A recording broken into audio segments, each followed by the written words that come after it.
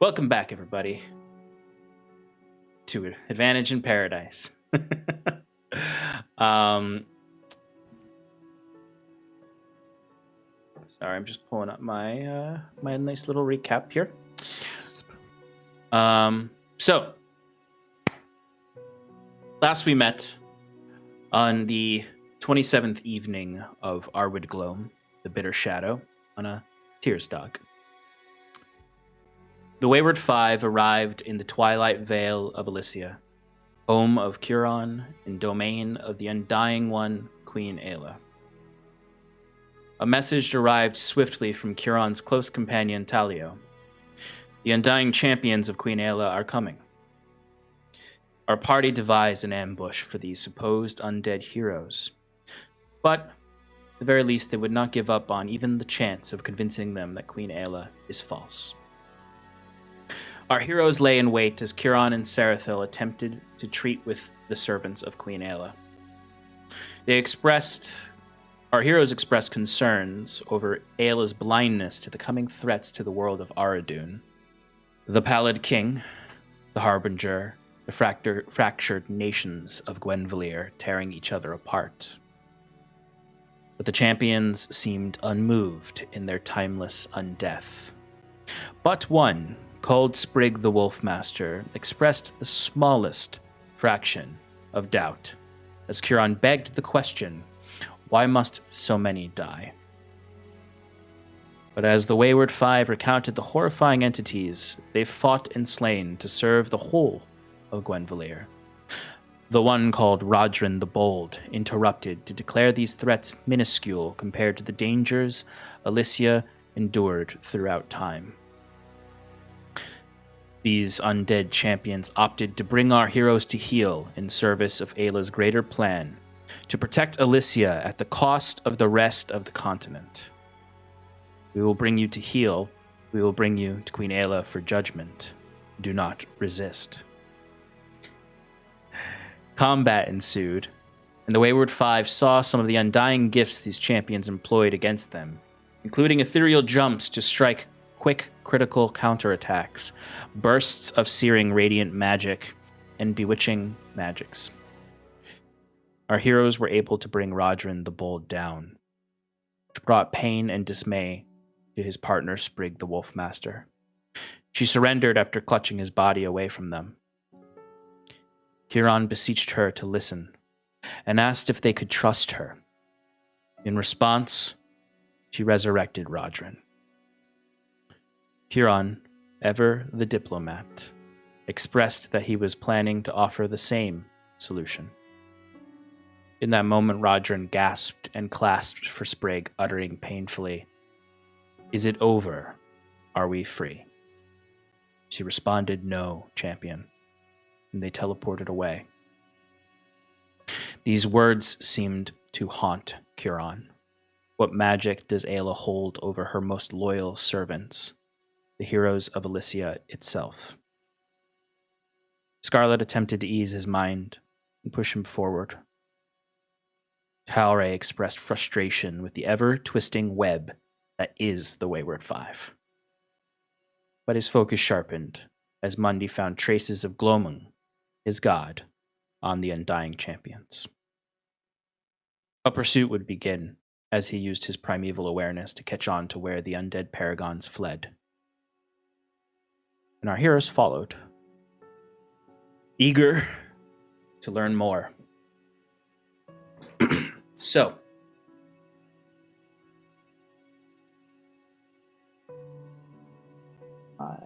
there. So, you are all moving quickly through the tree line, I imagine.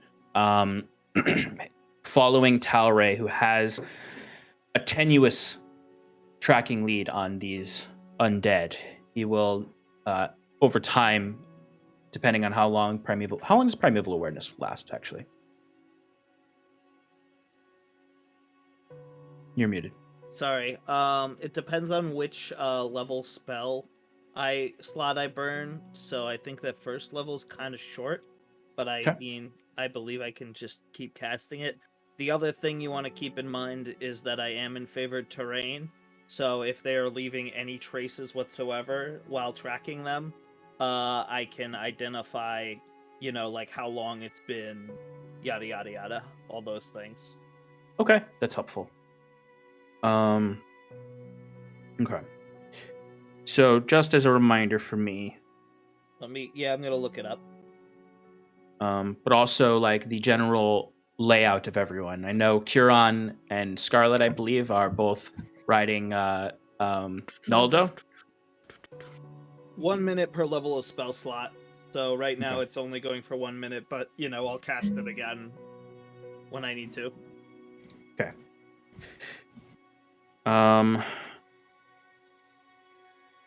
Mundi and Talray are flying after them. Yes. I would be flying with Mundi. Okay. We've got Talio with his mount, which Stefan, you can consider like the speed of the mount and whatnot, like a typical riding horse. Okay. Cool. Actually, probably a little bit faster. I'll say add if it's not at 80, then make it 80. Right on.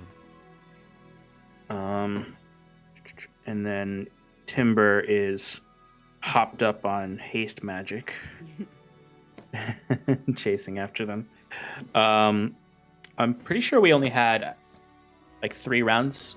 So we have 3 full rounds of combat. Yeah. So Timber, you've still got quite a bit of time on that. Enough, at least, I think, for you to get pretty close to them if you wanted to try to do that. Yeah, if I'm in wolf form, that's hold on. Where is it? Where are you?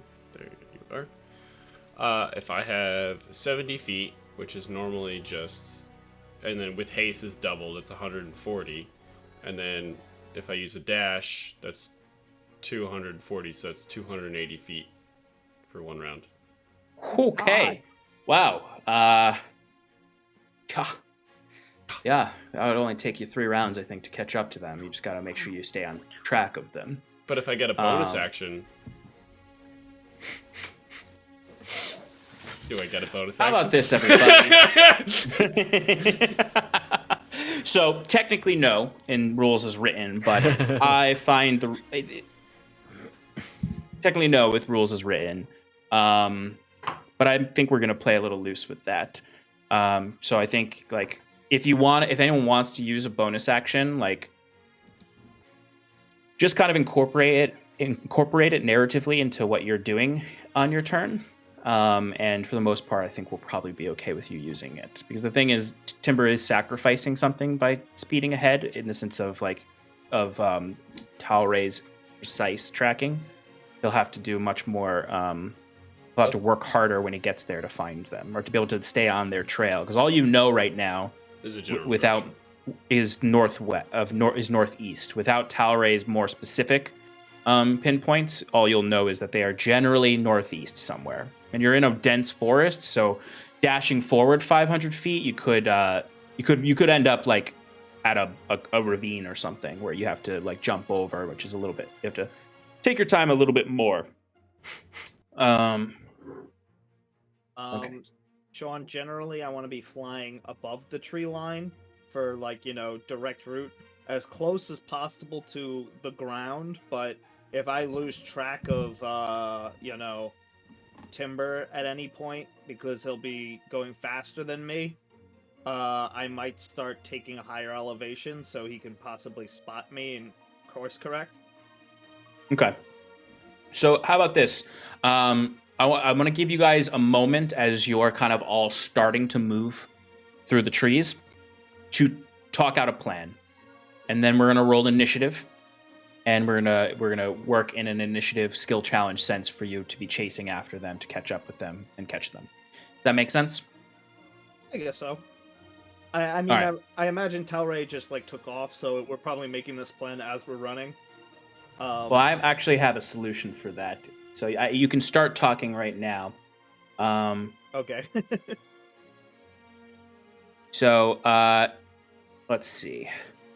So yeah, my plan is just to track and, keep an eye out and, like, try and be as loud as possible, like, letting you guys know. I guess I could cast Thaumaturgy, but that would slow me down.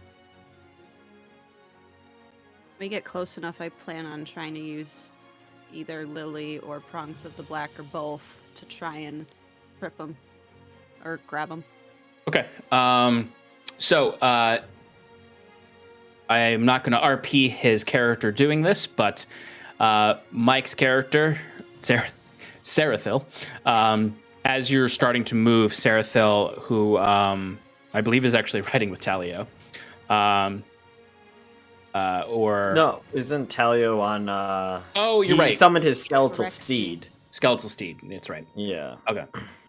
So you would all feel a sudden warm feeling in your mind as Sarathil will use the diadem of Athromenos because it can do other things besides mind blank, and it has 3 other charges to cast telepathic bond with you all. So you can all. Does that work for me? I don't think it would work for me, right? Because mind blank's on. That's a good question. Let me check mind blank to see if it.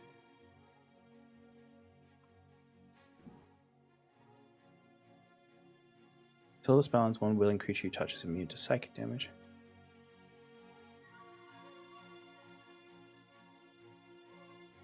Sense its emotions or read its thoughts. So I think. I mean, there's no divination spells. Oh, divination spells. Yeah. So Scarlet, you're out of luck. You can't talk to everyone. I'm all left out. You're gonna have to. No, since you're riding. Yeah, for your own safety, you're not invited to the chat. Whenever we try to like hail Scarlet, we just get static in response. Did you get that, Scarlet? I think she's good. Why do you all know something I don't? Yeah, it's gonna be this situation where Curon's gonna have to shout to the other side of Noldo after every message. He'll be like, "I think we're doing this now." Yep. All right, so yeah, Scarlet, you are not part of the group chat. To say it's mean. But everyone but Scarlet would feel. This weekend, guys. Yo, we're gonna hit up my favorite bar in Therismore, the Undying Bar. All right, moving on. Yeah, so everyone but Scarlet, you can now speak telepathically. I just want to see if there's a range on it. Possible over any distance. Dope. But it can't be extended to other planes of existence. So, okay. No matter how far ahead or behind you get, you will be able to talk to each other. All right. So everyone, I think, is just taking off. I don't think we're making a plan, Sean. Which is, I'm appreciate totally fine with that. The option to. Book it. I will say, to give you the chance. Kieran is gonna cast See Invisibility. So for the next hour, I can see invisible creatures and objects as if they're visible, and I can see into the ethereal plane. Not that, they're hidden on it, but should any other fun things pop up? Absolutely. Wow. Phantom Steed is really good. They can move at 100 feet. Wow. As a speed of 100 feet. What's Noldo's speed when he's in like rock slide mode? Rock slide mode. It's like 10 feet speed faster than normal. I think. Yeah, so Noldo's I think Noldo's technically the slowest mount here. Good. Yeah. So we'll bring up the rear, Kieran. It's fine. Let's see. Yeah, it's just 40 feet. He has a 40-foot, and that's his normal movement speed. We'll catch up. That's still faster than Kieran, so. True. Okay. All right, so let's get an initiative roll then from everyone. One thing to note is, as far as you know right now, they don't know you're chasing them. because they think they've gotten away and they're fleeing on foot. So they are going to be like, they're still going to be moving fast because they're injured, but they might not just keep moving. So you might have a chance of catching up to them before they discover that they need to start fleeing. So let's go ahead and get those initiative rolls. Okay. Oh, nobody asked if we were rolling physical tonight. I guess it's out of the question. Slacking, Shannon. Slacking. Past the deadline. So we're rolling digital. I will roll for you. If someone's rolling if everyone's rolling digital tonight. Whoa, that's the first time I've ever seen like the digital dice look like it's cocked, but it still counted it. It was like in between two. It wasn't on like the side, like at the edge of the screen. It was in the middle, and it was like boop. I've seen that happen before. System's failing. It is. All right, 20 to 25. 26.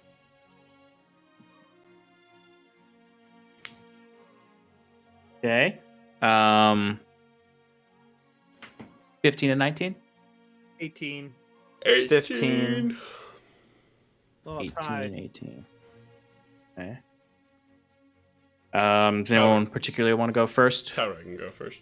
Yeah. Okay. Okay. Alrighty. And then you said 15, Kieran?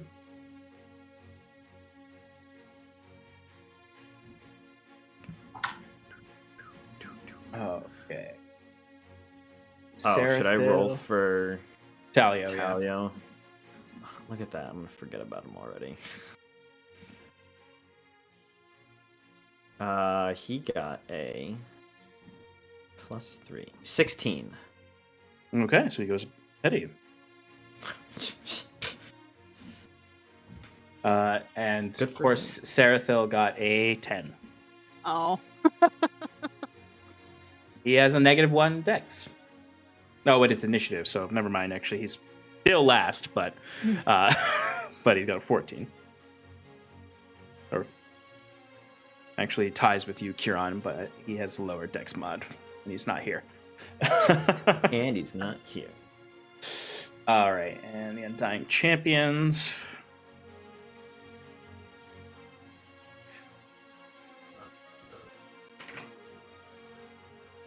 All right, so you are rushing through the woods. You are moving at different paces based on kind of when you all were leaving. So the big thing here is Scarlet. At any point, you can hop off Noldo if you want to. So Noldo is, He's I'm going to moving say, fast.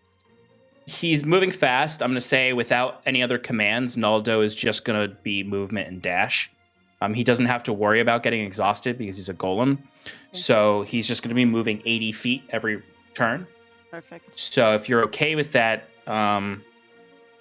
you could just say you wait and you kind of maybe keep an eye out or something. I have one thing that I think I would like to try. I Okay. don't know if it necessarily is going to work, but we can try.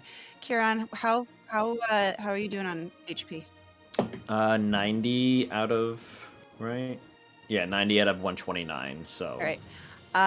Can I take out my my Blade of the Dawn?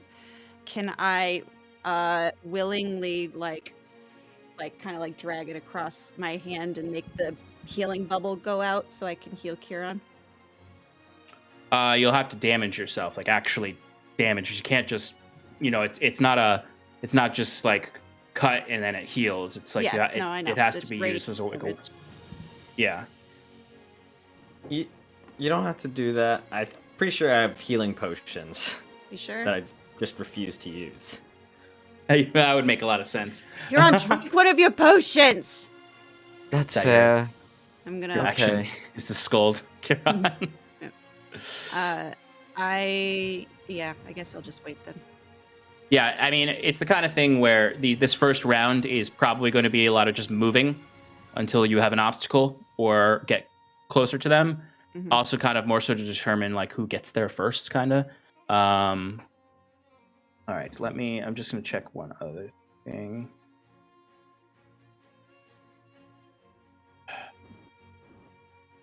The champions are up next, but they are just kind of moving. They don't know you're chasing them yet. Talray, do you have something specific you want to do, or are you just going to be pursuing and keeping an eye on keeping that honed cue on them? I think Talray is probably prioritizing maintaining, like, basically he knows he's not the fastest, so he's trying to, like, just not lose them, like using everything in his power to, like, keep them, in his sights. So if he gets close enough to them or to get a visual contact at any point, he'd probably cast Hunter's Mark or maybe even a spike growth to slow them down. But if he does not see them, then his priority is keeping that primeval awareness up and doing everything he can to quietly close the gap. Okay. I'm devising my own little pictograph to keep track of this right now. Because I'm like, how the hell am I going to keep track of this? And I'm like, all right, just draw a line, right? 500 feet, that's how far away you are from them right now. Put all your names and just have a number beneath it, and that's how close each of you are to them. Based on your movements. All right. All right. So otherwise, so like you're keeping that primeval awareness up, and you are just moving at top speed, basically. Okay. Yeah, I'd say probably top speed until I feel like I'm getting closer, and then depending on the scenario, I might slow down to be quieter. Because I could move at a normal speed and still maintain stealth because I'm in my favorite terrain. Okay. And that counts for everyone, by the way, but you might not know that. Yeah. So as you're moving, so currently until you feel like you can keep up with them and stealth, you're gonna just be moving at top speed. So what is your flying speed again? 30 feet. All right. So you're gonna dash with your action. Yes. Okay. Okay. All right, Timber. I am running in the direction, dashing in the direction, if I only have an action. Okay. So that's 70 feet, times 2 from haste, so 140, and then times dash, 2. Times that. Okay, so 240. 280. 280, thank you. More than halfway there. Yeah. Sean, okay. Sorry, I changed my mind. I found out that Mundy's faster than me, so I'll probably be riding him. Okay, that makes some sense. Yeah, so he's 40 feet. Okay, so you got 20 more feet on them. Okay. All right, so you're 420 feet away from them. Timber, you go 280 feet. Okay. Yeah. Okay, so that means that you are 220 feet away from them. Or roughly 220 feet away from them. So you are unsure where they are in the general direction. So you may not, in your next turn, you may not want to use all of your movements all of your actions to move. You may want to start doing some perceptions investigations too. All right. But who knows? I mean, you could just run super far ahead of them and just hope they run into you. All right. So Timber and Talray going full speed with Mundy for Talray. Talio, I imagine, is moving full speed ahead. Yeah. Okay. So that's going to be 160. Yeah. Okay. So there is, I don't know how much you want me to, well, I assume everything on the stat block is fair game. Yes, except for the legendary actions. Right. So he's got that hunter ability. So I think whereas a bonus action, he can fix the set of a creature within 120 feet of it in its nostrils until the end of the never mind. All right, doesn't. I'll get to that in a second. So something else that I actually just remembered from last session is because I was also working a little loosely from that document. Yeah. Talio is a cool guy. Talio is a pretty cool guy, and he cast Hunter's Mark on Rodrin. Oh, yeah. So Talio has advantage on survival and perception checks to track Rodrin. So keep that in mind as you get closer. Awesome. I'll pull that up. So he just does the thing. And okay. So Talray, you're flying, and then you look down, and you just see this gray blur just go flying up, and then you see this sort of dark black and purple furred creature goes not quite as fast, slightly less blurry, but these two wolf-like creatures just zoom up ahead, and they're both Talio is a little under 100 feet ahead of you, and Timber is 200 feet ahead of you. You might be starting to lose sight of Timber as he's getting ahead of you in the forest itself. Just seeing them zoom by, can I give them like any hints, like a little to the left, a little to the right? Yeah, you absolutely can, because you know what? You have a telepathic bond with them, so you can absolutely guide. If you lose sight of Timber, you're not going to be able to really guide him once he's out of kind of your range of perception. But you can kind of give them the best heading possible, which I think. Why don't you give me a quick perception check on the those that you're tracking? Okay.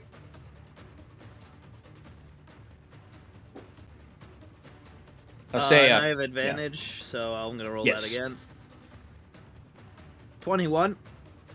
21. Okay, absolutely. So I'm gonna say that Timber, on your first tracking roll to keep up with them, you'll have advantage. And same with Talia. Well, Talia will have double advantage. All right. Huron, is there anything particular you'd like to do at this point, or are you just staying on Naldo? We'll stay on Naldo, but we will take that potion of healing finally. That who knows how long it's been in there. You look, and the expiration date is 3 months ago. Ooh, yeah, 5 points of healing. But Huron, yeah, Huron will then look over to Scarlet, who appears to be wounded. Yes. Yep. And then cast a healing word at 2nd level to throw her a little health, and that's 12. So that's some 12 health for you, Scarlet. Thank you. Okay. I'm just gonna have Sarathil be also zooming up on that phantom steed, as he is right between. He's literally almost perfectly in between Timber and Talio.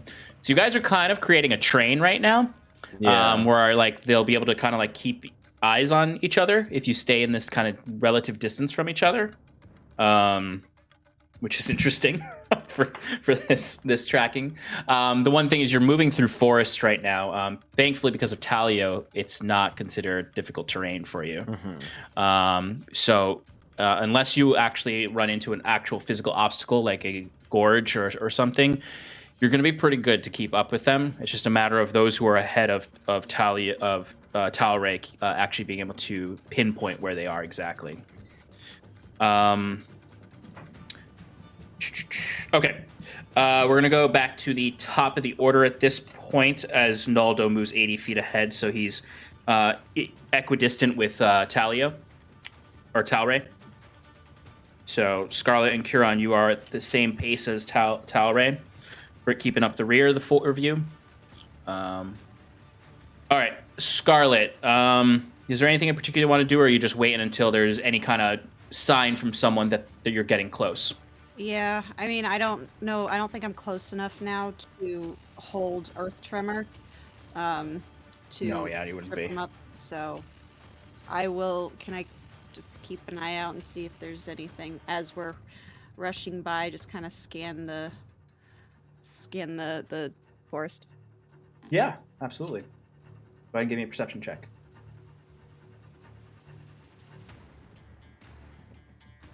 15.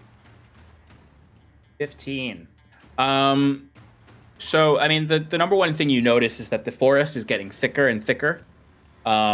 So you're starting to hear wildlife kind of fleeing from all of your presence moving through.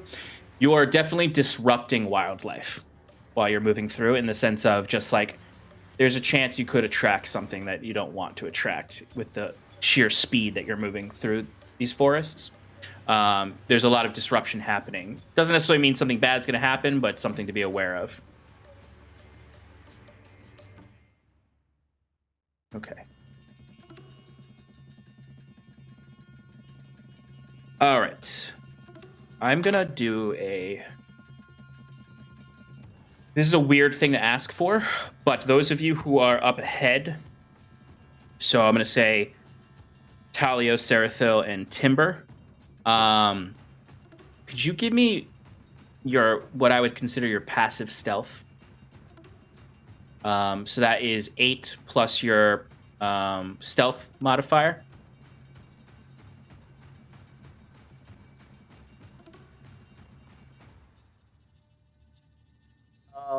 12, but I have advantage in the forest. You're not in this category. It's only people who are beneath 400 feet away from them. So 18. 18? Great. Talio is 14. Okay. And then Sarathil is not going to be good. Sarathil's a 7. But Sarathil's a 7. Sarathil might slow down, I think. Yeah, that's what we want, is our squishy wizard rushing ahead. Okay. Undying Champ. Acid. Okay. All right. So the Undying Champion's turn happened. Talray, you are up. What'd they do? If Talray wants to use his action to use a perception check to focus in on them with his primeval awareness, he can, to try to determine what they seem to be doing. But you'll only be able to move 40 feet on your turn. Oh wait, no, Mundy's moving, so you don't have to worry about that. Okay, yeah, I'll do that then. Okay, go ahead and give me a perception check. Sure. I almost gave you Wiswick's perception check. That would have been bad.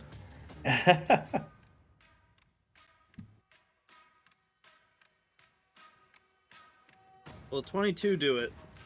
22 will do it. They, for lack of a better way to put it, they've been spooked. And they are starting to move again. They seem to have been stalling for a moment. They may have stopped for a second to rest, to catch their breath, but they now know that they seem to, the way they're moving, the way their actions are happening, they know that you are coming after them. Yeah, I telepathically alert and course correct once more with Timber and Talio. Absolutely. Having kind of that visual of Talio that can then speak to Sarathil, who can then speak to Timber, you can keep a chain going there where you can keep Timber moving in the right direction. And Sean, when I give my instructions, I want to try and do like a fan. So I'm gonna have Timber go a little bit further to the east and Talio go a little further to the west, and I'm gonna go straight down the middle. So we could kind of, close the gap on them, sort of. I see. Excellent. Okay.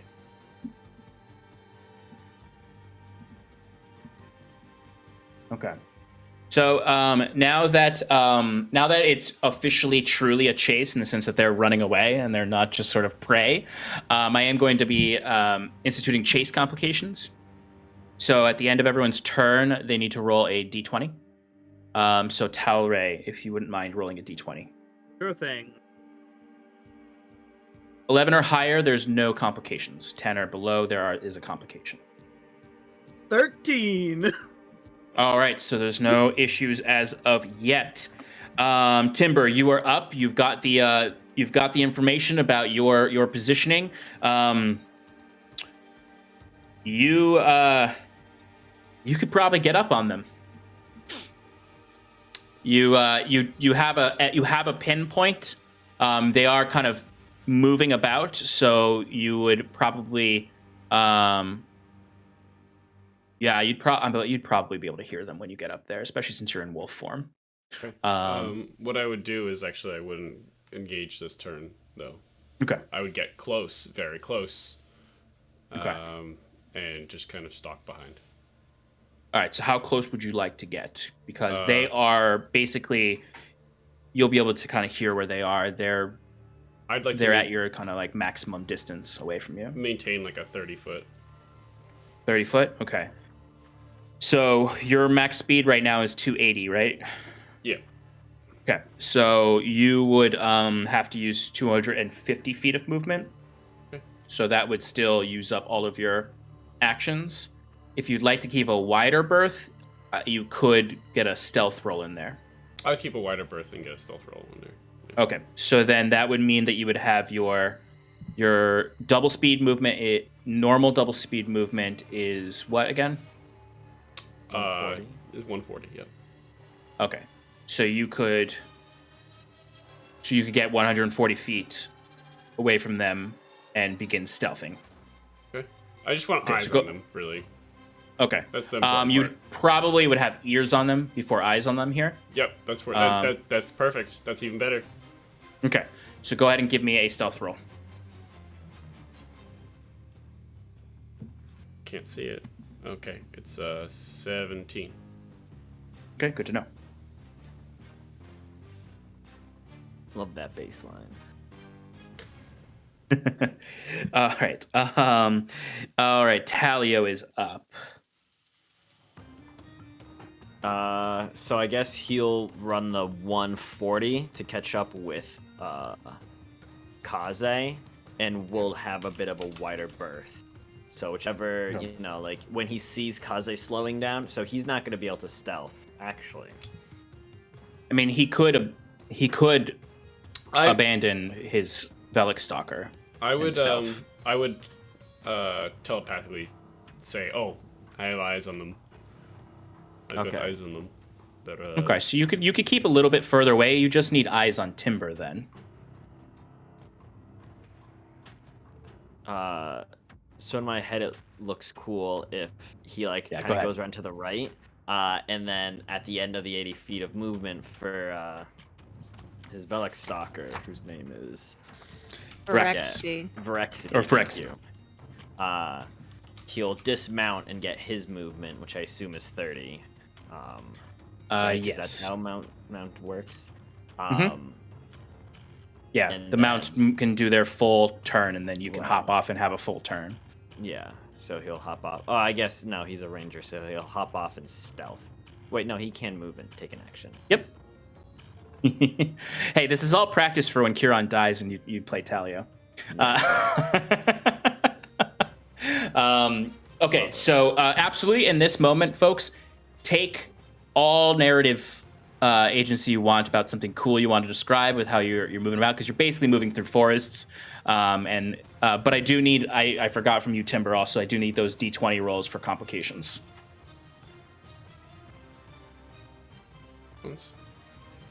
You just roll a D20. Right, D20, yeah.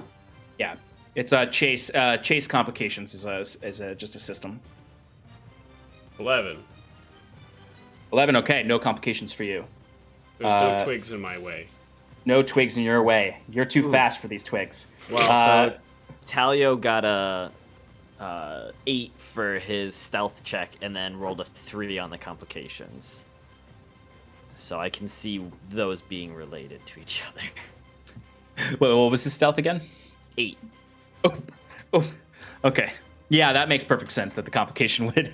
Yeah. Okay. So Talio is rushing forward, and he does that cool thing. He gets off of he dismounts very coolly. I imagine just sort of like comes off and immediately just goes into a very badass jaunt through the woods, and attempts to go and hide for a moment in a cluster of kind of rotted stumps where there are other trees growing all around. And for a moment, he's just sitting there, and then kind of like his foot sinks down into the mud of the duff around the stump. It's not solid ground. And when he picks his foot up out of it, it leaves this void where you would just suddenly see a swarm of snapping turtle-sized daddy long legs come out of the mud and crawl all up his legs. And up all over his body as he's run through a swarm of insects, and they get an opportunity attack on him. A snapping turtle-sized insects. That's massive. Okay. Yeah. Okay. Just want to make sure. Okay. Yeah. Yeah, they're pretty fucking big. I thought you were just gonna take the easy Lord of the Rings reference and say that he like jumped over a woolly mammoth and it made a big noise. If there are things on here where that could have made sense, but he rolled a 3, so he gets the swarm of insects. All right, that is a 17 to hit Talio. Shit, where'd he go?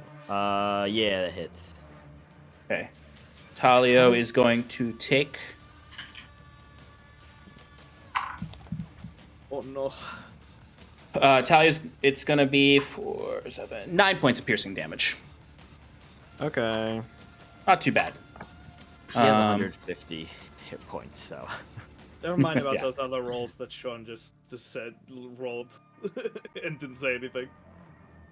What? I rolled an attack roll, and then I rolled 4d4. Okay. Huron, you're up. So you are, I'd say like you and Scarlet, or at least you, Huron, can work in conjunction with Naldo's movements forward.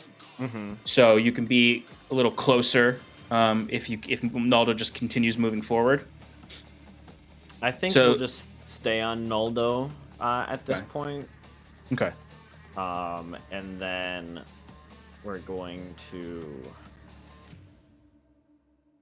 I think we're gonna 3rd level healing word Scarlet, because that last one was not as good. 12 hit points. Thank you. Hey, I'm back up over 100. That's what we like to see. Sarathil's gonna slow down a little bit. Oh, do you need a complication from me? Yes, I do. Yes, I do. And I'll just count your complication as the same. Okay.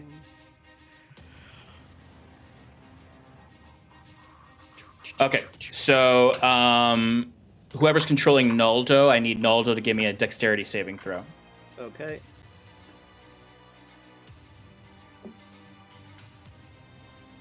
He's got a +2. You got this, Noldy.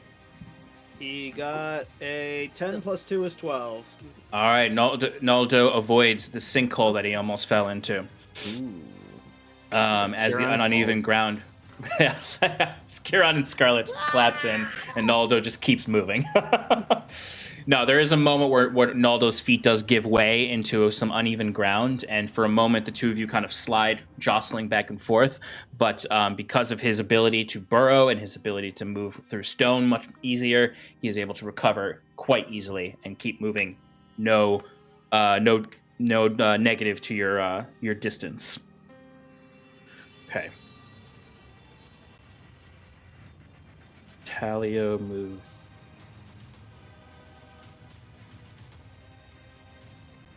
Okay, so Talio. All right. Sarathil is gonna not move his full movement just to keep some distance.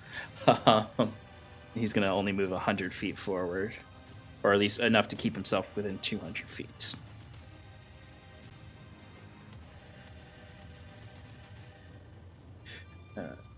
All right, Scarlet. You guys are something you're noticing is that for sure you and Talray are falling behind everyone else significantly. And you might start to feel like you're going to have trouble unless someone in the vanguard catches them. You guys might fall a little bit behind.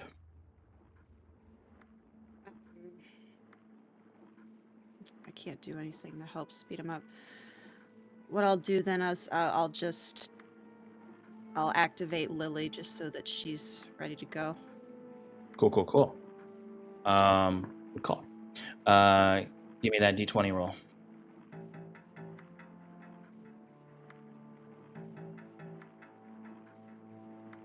Ooh, 9.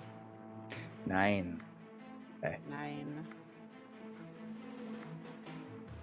I need Naldo, Scarlet, and Curon to give me dexterity saving throws. 19. Okay. 19. Curon? 4. And Naldo?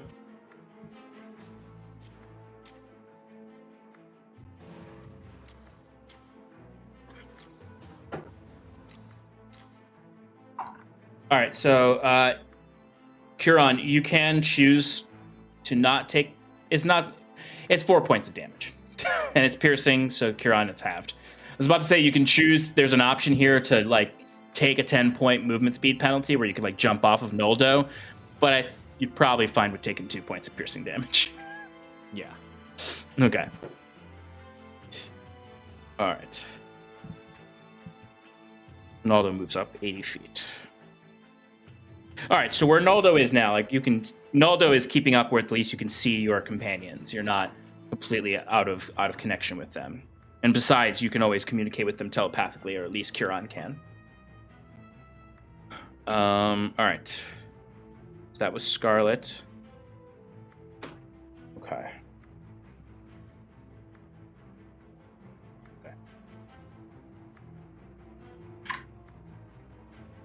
Undying's turn.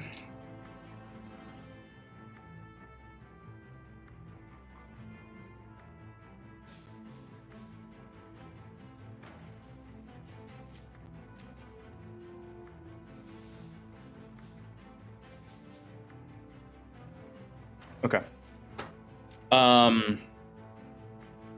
They have done their turn. Talray, you're up. Okay, so you're saying that I'm noticing that they're faster than me, and I won't be able to catch them if I keep at my current pace? Since you have a better perception of where they are, you notice that you and them are matching pace, where like you'll in your current movements, unless they like trip and fall, you won't catch up with them unless Timber catches up and stuns them or engages them or something. Like you and the rest of the back line are just going to be keeping up with the chase. Now, granted, your allies are, they're going to be able to very soon surround them as long as they maintain a pinpoint on them. Well, yeah, I'm kind of weighing my options because I know that Totally. they probably know these woods better than us. So they might just lead us into a trap if we let this go on for too long. So I telepathically shout in my brain to Timber. If you could do anything to stop them, we're neck and neck right now. I can't keep up. They might be leading us into a trap or something if we take too long. Or, they might have reinforcements up ahead. I can't tell, but it's now or never. And, I'm just going to probably... I mean, I guess I can't really go any faster than I have been. So I just have Mundy do the full dash, and Yeah, I guess really the only way that you would be able to move quicker, which would have like kind of diminishing returns, is if you had Monday fly 80 feet and then you flew 60 feet. Like you had him fly and then you leapt off of him and flew your 60 feet. But obviously that has diminishing returns over time. Right.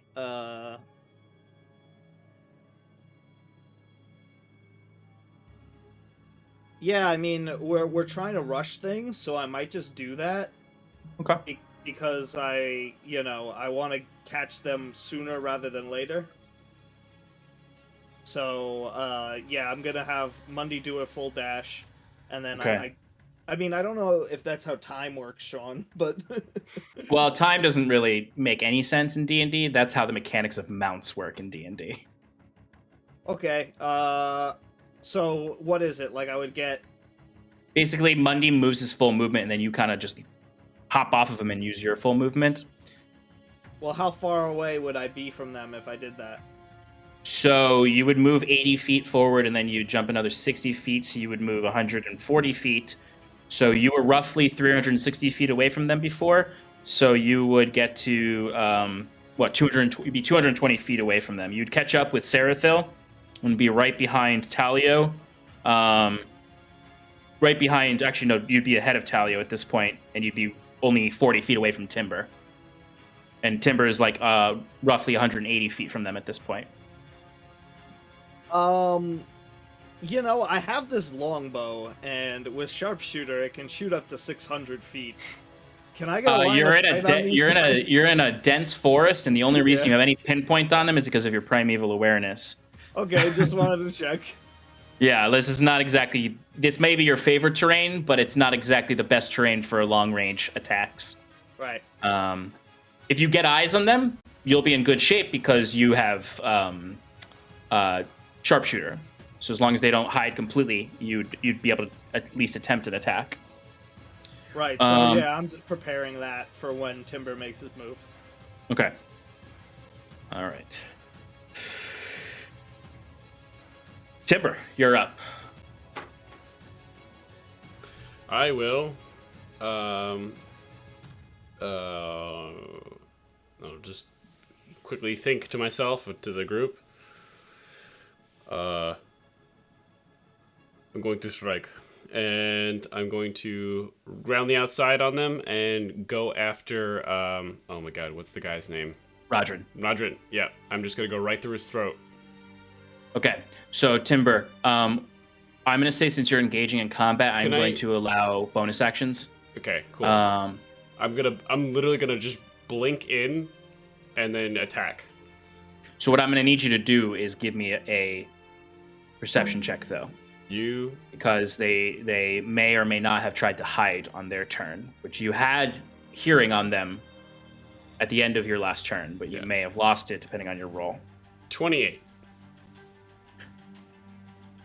Just enough to be able to hear both of them. Rodrin more so than Sprig, but you can absolutely hear both of them. So you can definitely get up on Rodrin. They won't be surprised, but you know exactly where they are. All right, so it begins.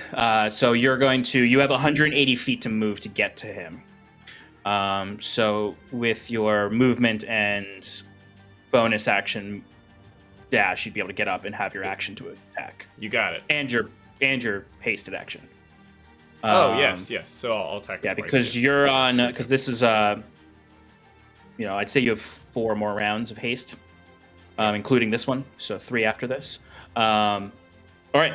What do you want to do? You kind of come up into this area where there's sort of this old, mostly broken down, moss-covered ruins mingled with thick ancient trees, and you can see Sprig is. You notice you can hear Sprig you can hear the creaking of a branch above, and you know that Sprig is in the trees.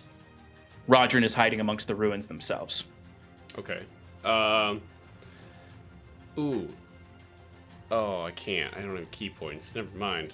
I'm not gonna do anything cool. Well then you can't use. Is Step of the Wind a key point? Yeah, it is. Okay, so you still have your hasted action. Oh You yeah, can still get I'm up. still fine. Yeah. Okay. Oh, speaking of hasted action, I would have been able to do. Oh god. I would have been able to do 420 movement instead. Well, you were taking it easy. Anyway. Cut. Oh yeah. Never mind. Trying to make us look good. Yeah. Anyway, yeah, you're making us look good. Okay, so I'm going to look around for if I know where both of them are. I'm going to stay out of the sight. Gonna keep passing through the ruins and stay out of the sight of oh my god, Sprig. I was like, Spring. That's not a name. That's not her name. Yeah. So and I'm gonna look for Rodrin, and then once I get eyes on him, just even like the slightest thing, I'm gonna blink. Just be like a blink dog. So I'm just gonna blink, and then my mouth's just gonna be on his throat, and then Go for it. Are you gonna attack with that, or are you just trying to intimidate? oh, I'm attacking.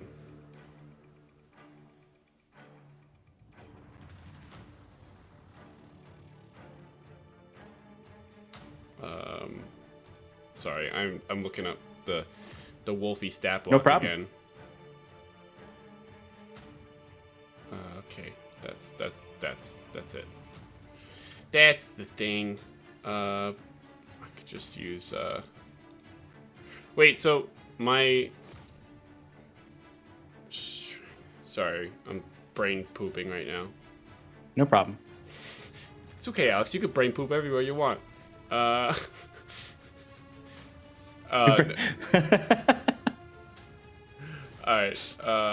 I'm just gonna roll 3. Oh, the first one has advantage. Because I'm blinking on him. Oh, nice. So that is 26 for the first one. That'll hit. Okay. And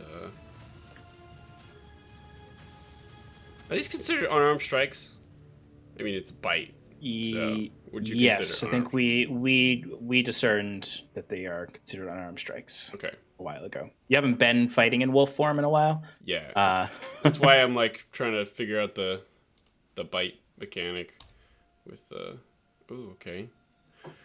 So that is 15 points of damage, piercing damage, and he has to make a DC 14 strength saving throw or be knocked prone. I'm going to make another attack. Okay. What was the DC on that again? DC 14. He's prone. Okay. Nice. You get advantage again. Okay, I'll just 24. Yeah, he's gonna use his reaction to cast a radiant shield. Okay. Up his AC. That one will miss. Sean. Mm-hmm. Question for you. Yes. Is he still Hexblade cursed? How long does Hexblade Curse last? A minute?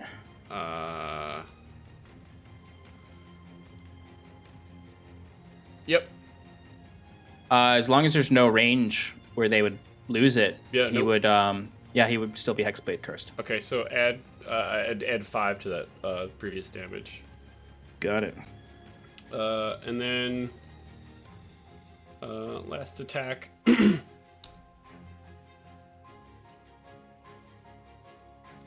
Oops. Is 29 to hit. Yeah, that'll hit. Okay. And that's it.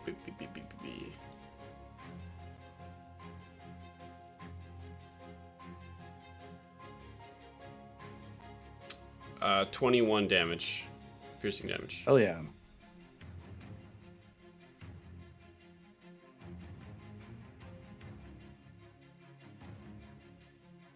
That is my turn.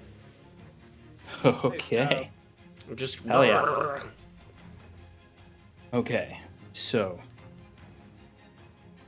All right, so Talio is up with Kieran on deck. Oh, it's so gross. It's like undead flesh too. It's like Yeah, it's real dry and crackly. radiant. yeah, And it's, radiant, oh, yeah. It's full of light now. Mm-hmm. Talio is up. He knows where Timber kind of leapt up towards. So Talio is at the moment 300 feet from where they are. So Okay. that's the thing with when someone can move 240 feet in a turn, they get way ahead of you in one turn. Damn. I thought. Okay. Talio's gonna whistle for Virexi, and Virexi's gonna just come pick him up. I guess that would be. Is it an action to mount a creature? Forget. That's a really good question.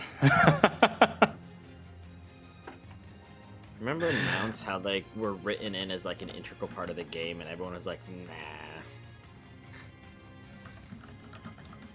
I know, right? It's like mounts sound like such a cool thing, but they, in the actual way that the game works, it's like these are really annoying to manage. It costs half the amount of movement speed. Okay, cool. That makes sense. So he spends 15 feet of movement to get on top, so it's not an action.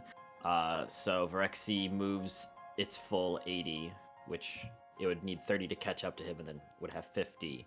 Mhm. That gives him 200. No, he has to move the full 160. Okay, so he's gonna move then the dash 80 to get him to 180. Okay. Would he? So on the next turn, he'll he doesn't have to get too close. He just has to get within visual. Okay, so he's not in visual range yet. Not yet, but I'm gonna say if he in his next turn, as long as he moves 40 feet, he'll be within range to shoot with the longbow to one of them, one of the two. So that ends his turn. Kieran will. You need the D20 rolls. Oh. Yes, yeah. Until you're up close to them, we still are gonna do the D20 rolls. Well, Talio and Virexi got an 8. An 8? One more, yeah. We'll confound these two. Give me a dexterity saving throw. Talio and Virexi having their own adventure, entirely separate from the rest of the group. You know what? Can you just kill Kieran now for me? So you can play more fun with them. That's 22. Okay, so Virexi kind of instinctually braces when you get up to this area, up against a kind of large, knotted, ancient tree, as a stampede of spooked animals come rushing through the area. What kind of animals are these, Sean? Why is this funny? Because it's not. It's just I didn't realize.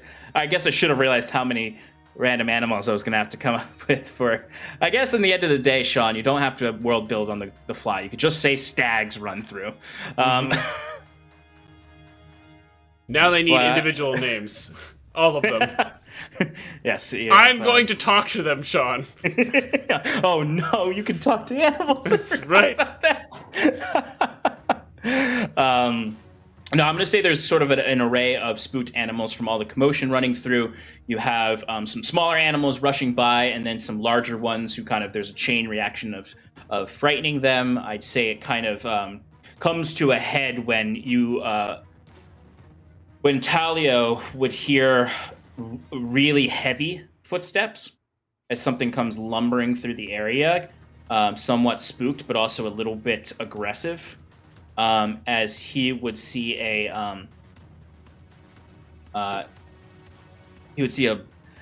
large spectral creature moving through the trees with a long elongated neck and a long tail, the entire body covered in spectral fur, all coming together in this these corporeal, what appears to be a wooden mask on the front of the creature's face. For a lack of a better way to put it, it looks like if you took a bear but gave it a long tail and a longer neck and then put a mask on its face. And it comes rushing through with this spectral light glittering around. And as it's rushing through, it's hitting into trees and cracking them. And you can even hear a few small dead trees are splintering and falling as it's just creating this massive stampede track through. But it does not stop to attack Talio. It keeps moving. Okay. And then what did you say Kieran did on his turn? Nothing. Okay. Keeps moving. Yeah. Okay. So that's going to be... All right, Kieran does get a 10 for his random. Random counter? Okay.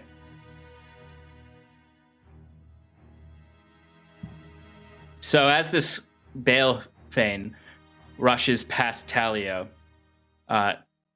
you, Scarlet, and Naldo are running through, and Naldo's just... And then you just see this big, almost dinosaur bear-like creature goes... and just crashes into a tree, and just sort of... You can hear breathing under the mask, and then you see it just looks at the three of you, and then starts charging towards you. Eek. As number 10 is a creature indigenous to the area, chases after you. Fantastic. Except for it's coming towards us, and we're going towards it. Yeah. Fuck. I think I'll allow Naldo to have stopped halfway at the 40 feet and reasserted the other 40 feet. Because since it was on your turn that this happened. So Naldo will stop in his pace and take a horizontal approach, trying to get around, trying to conceal, or at least get between some tighter trees so this creature doesn't absolutely roast you three.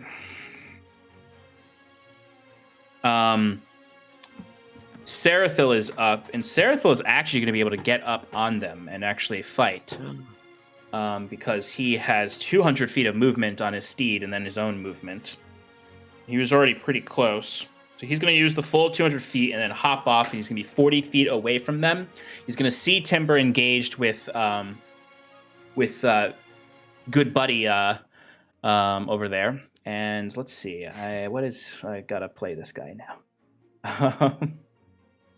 What do you got, Sarathil? Fireball. Is that Finger of Death? Yeah, that's Yep. kind of what he's got. But I also want to make sure he has the right spell slots for what he wants to do. He does. All right, yeah, he's gonna Finger of Death this guy. Woo! This might all be very, very quick now. Suddenly very quick. All right, it's a con saving throw. That's talked. Okay. So he does meet it. So he takes half, but they're vulnerable to necrotic damage, so there's going to take full. Yeah. Sarah, where's your 7th level Finger of Death?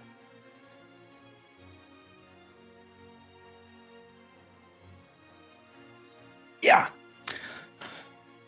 Yeah.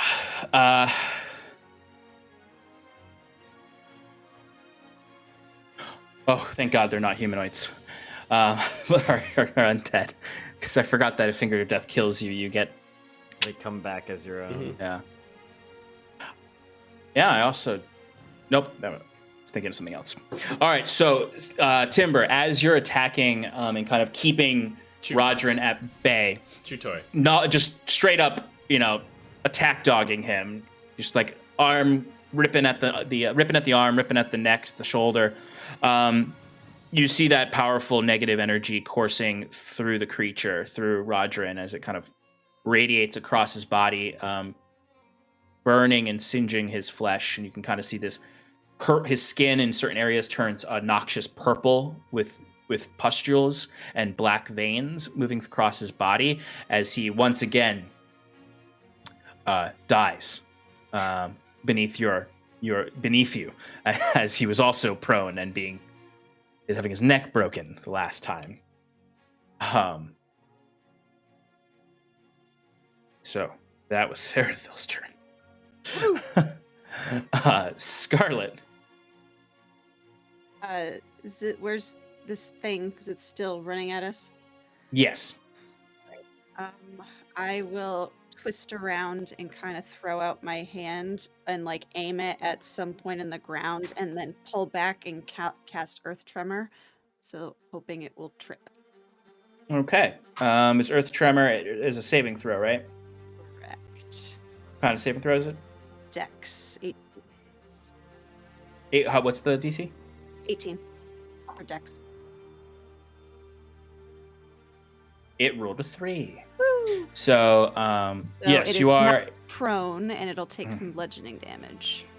Okay, go ahead and bludgeon this beautiful forest creature. 1. It is a free ability that you have. That's not part of your class. It's not going to deal. It's part of who I am. I feel like the fire is more part of who you are, but no, it is. That comes out too. It is pivotal though in this moment, as it will give you 3 the opportunity to get away from it and stop it chasing you. As you see it, 100% looks like this thing slips on a banana peel as it falls to its side, and you hear a low kind of moaning pain in the air, as it probably hurt itself more from falling than the damage you dealt. But you would see it kind of like corporealize, where before it looked spectral, almost ghostly, to this sort of like really hulking form, where the fur is all this kind of vibrant moss green, and there looks to be like actual moss that has grown in locked into the fur, and other sort of plant life that has grown on it, and bark that is gathered in the fur. It looks almost like you like it's like a coral reef. But forest-like in the sense of the life that's on it, as it kind of like, as you're moving away, you and Curon can kind of slowly look back as it kind of like clumsily gets back on its feet and is no longer, it just shakes as all this long fur just goes back and forth. And you can see now that it is turned corporeal, its head is much more like a bear's head with a longer snout, and the mask that was on its face that was corporeal before is now spectral, as it starts to just sort of wander off, a little dazed and a little confused, as its head kind of goes up and picks off a big ol' hunk of fruit from one of these trees, and it seems to have completely forgotten about you. Excellent.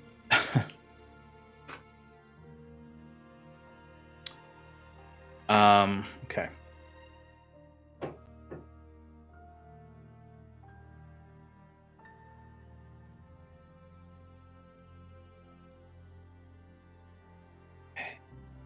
Timber, give me a Constitution saving throw.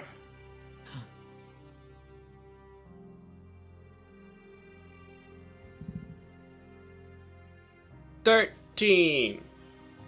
You are dead. You died after the Timber, body you exploded. Sorry. Timber, the body just explodes and you explode with it. You explode with it. Timber, you watch as you know where Sprig is, and you see an arrow fly past your face, and for a moment you think, "Oh, well, she missed." But in the trail of the arrow is this sort of ethereal mist that is kind of like the mist that comes out of Curon's, kind of like the fog that comes out of Curon's staff, and you kind of are like, you know, your dog thing, and rub your nose as you inhale it, and you fall unconscious. Woof. Am I right? Woof. Oh no. And Sprig will blink down to be over you. Real kiss. And she is going to hold her sickles to your doggy throat, and look up at Sarathil, and It's unfortunate the only character who's here right now is the one who's not here.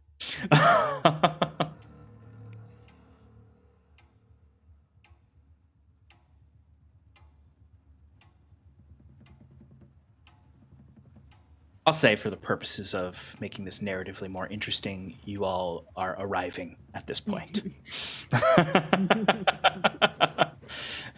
Works for me. Just to make it a bit more, not like I'm talking to a character I'm not going to roleplay as. But she is holding these two moon sickles up to Timber's throat. She's actually kind of like gently lifted Timber up with them, so he's kind of hanging on them, and it would take her very little effort to slit his throat with two of these, which would both be automatic critical hits on him because he is unconscious. Oh, God. As she looks up to all of you, and you can see Curon, you can see Sarathil is preparing the soul cage spell. And he kind of looks to you as if like...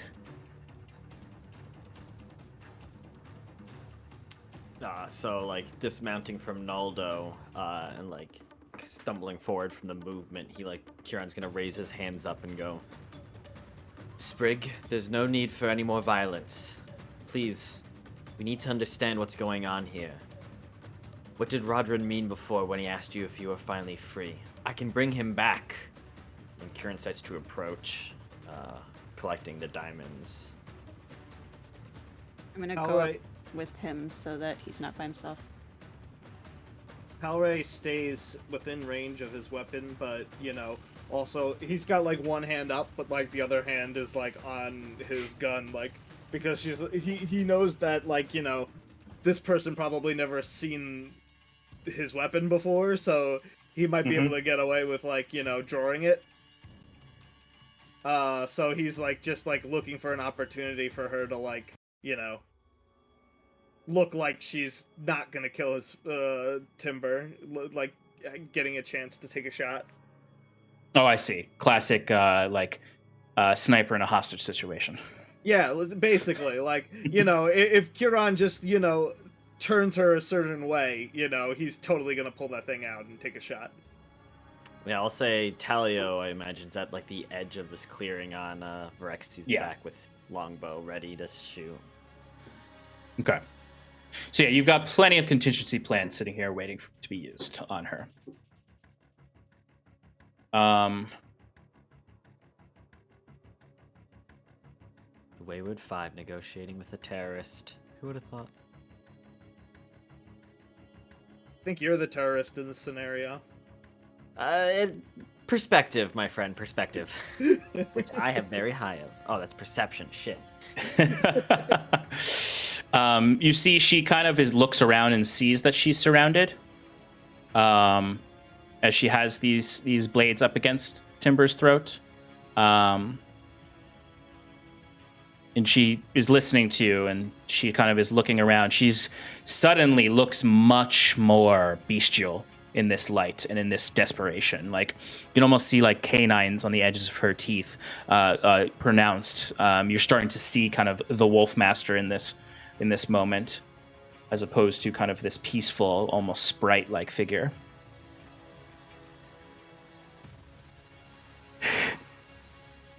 Let us go, or I will kill your wolf.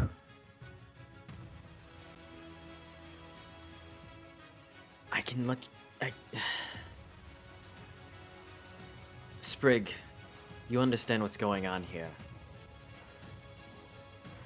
I need allies. I need help. You see reason. I can see it in you. You see nothing. Ayla is not everything she seems. What did he mean?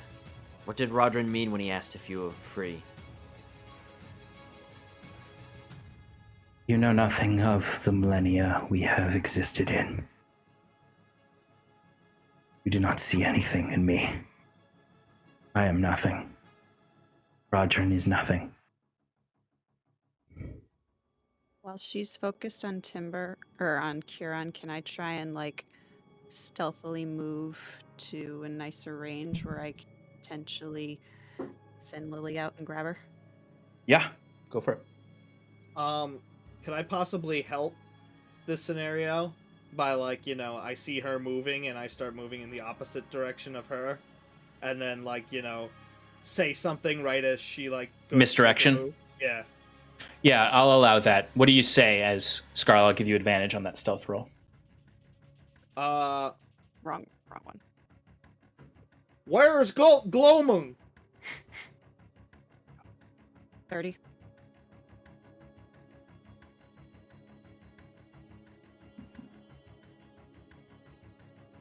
Hold back your pets, heretic. As she looks over at Talray, yelling about Glowmung. Did you see me? As far as you know, you were not seen. I can bring Rodrin back. Please, let's just have a discussion. You can give me that perception or persuasion roll.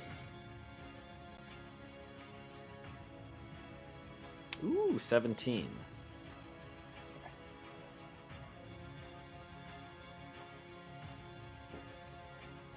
Okay, so she's gonna have disadvantage on her roll to resist your persuasive charm because you've succeeded on persuading her about this before, somewhat. You got a 17, you said? Yes. Pretty good. I know, for a -1.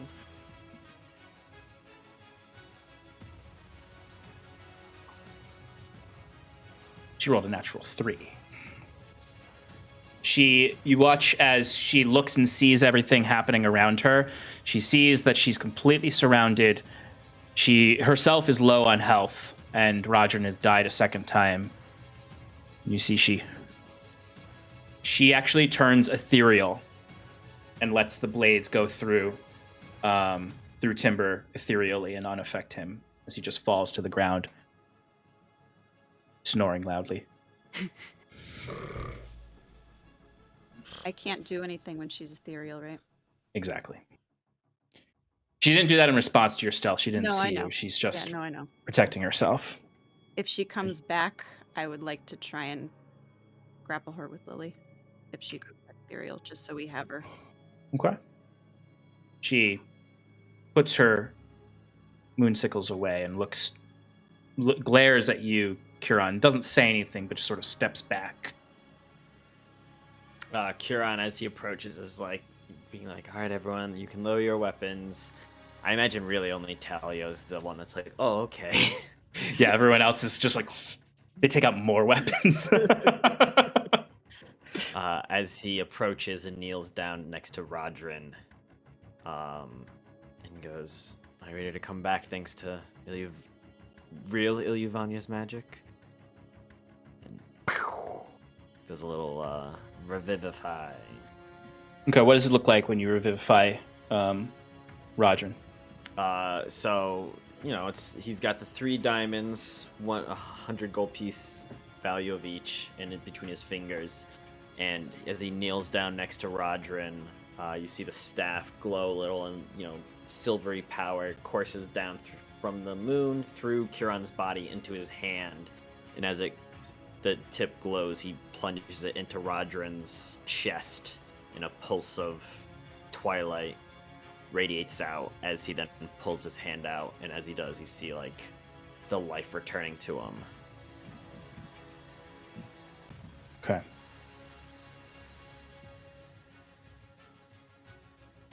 Bless you. Roll me a it's gonna work, but just roll me an Arcana check. Natural 20. That's a 21. Okay. So as you reach into Rodrin's chest with this spell to bring his soul back, you're sort of immediately, for a moment, rebuffed. And you feel almost this magical force pushing you back, but you keep pushing through. as you reach in and as you see all that twilight light go around Rodrin, you then see it kind of like bursts out and consumes you as well. Everyone outside of this, what you see is Rodrin and Huron engulfed in what essentially looks like a black hole made out of twilight light. Huron, inside of that dark place, you are alone with Rodrin's body. It feels like you are.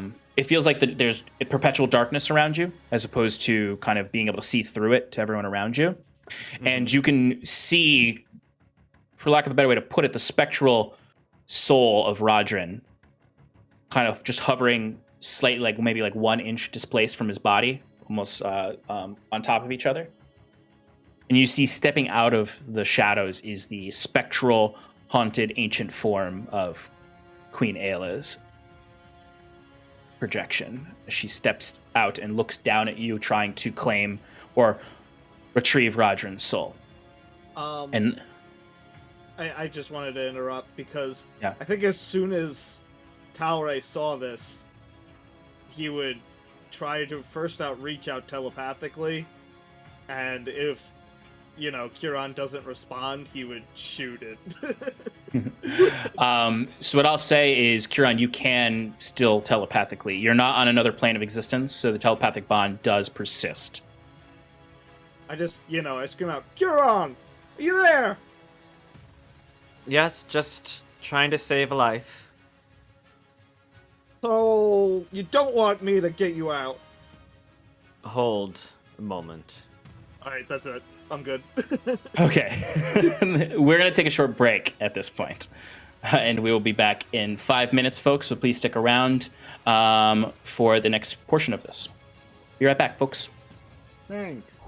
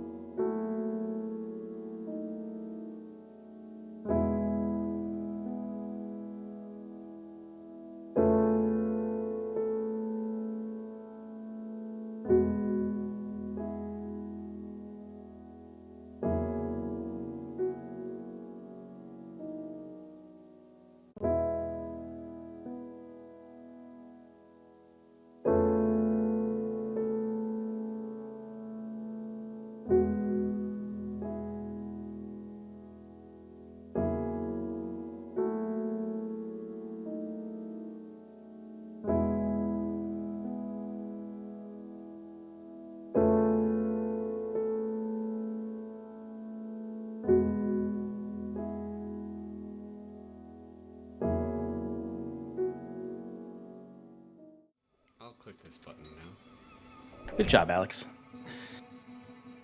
Welcome back, everybody. Everybody heard it. See, Sean thinks he did a good job, everybody. I'm very proud of you. Like a good little boy. You're gonna get an extra loot item at the end. Yay! It will be an uncommon magic item. Okay. Welcome back, everybody, to Advantage in Paradise. Our heroes have just chased down the Undying Champions of Ilyuvania, who attempted to escape from their grasps.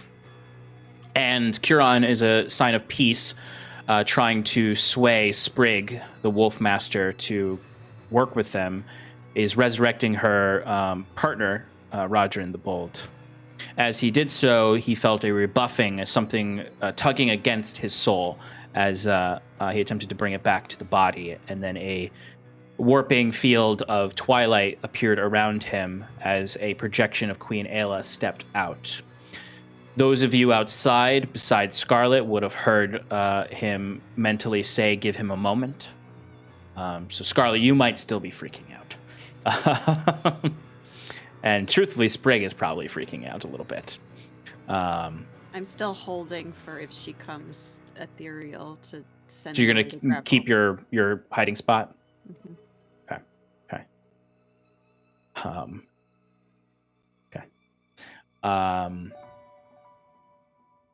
Okay.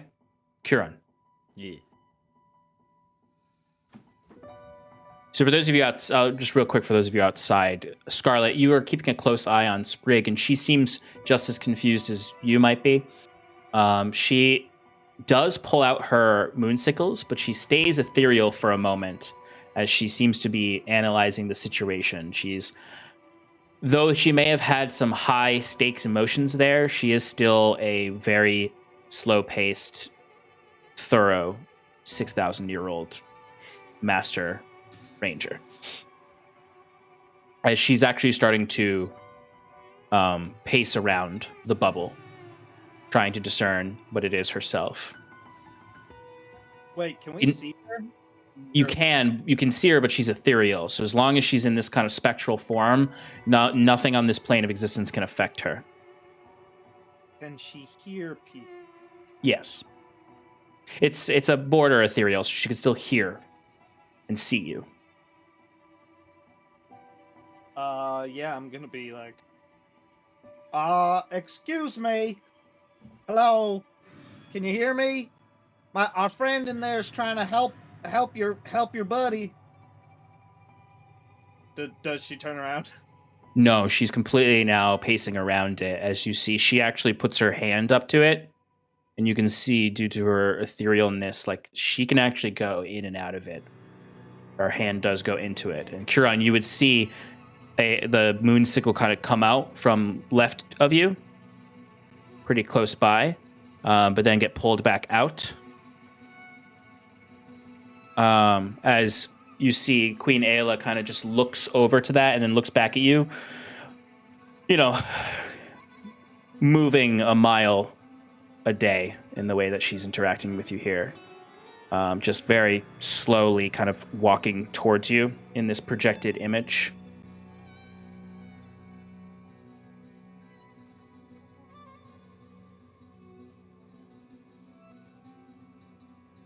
Rodrin the Bold, a faithful servant.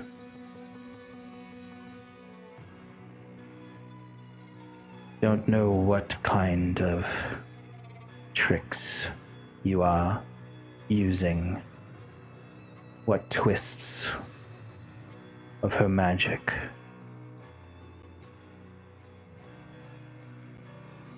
No tricks or twists here, Ayla. Just Ilyuvania's gift. Used in the way, I think, she wishes. That's why she's allowed this, isn't it? Why we're meeting here? You see the projection kind of holds up her hand, and that last shard does come up, the projection of it at least. And then she closes her hand and it disappears. I'm all echoey. Mhm. As she very quickly, very similar to Sprite, would kind of phase up to right in front of you, kind of hovering over you and over Rodrin's body, and her spectral hand does grasp at your cheeks, and you do feel her touch, despite this being a projection. There seems to be, once her fingers actually touch your skin, you almost feel as if there's her presence cascades like water over your entire form, as you feel eerily like you're entirely within her mind in this entire forest and country.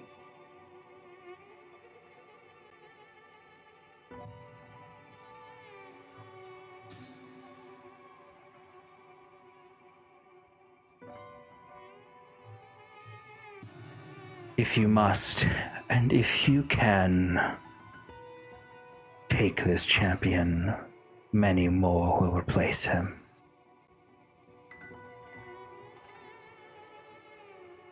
I don't intend to take anyone, Ayla. I don't work the same way you do. I'm simply giving him a choice.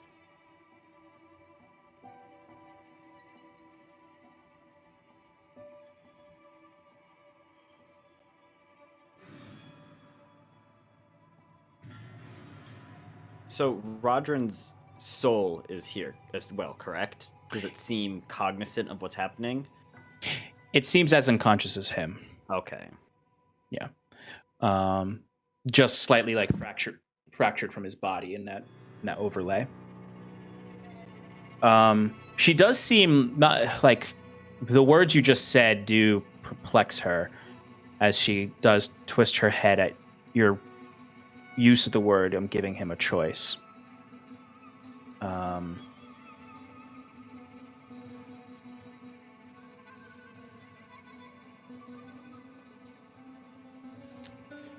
She sort of floats back at that, kind of pushing you back as you feel that feeling of all-encompassing power leave you. And I'll need you to give me a wisdom saving throw. 29. Okay.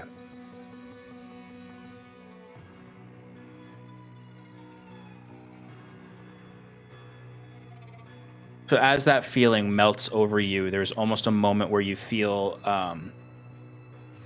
yourself almost getting sleepy as you're about to fall into a dream.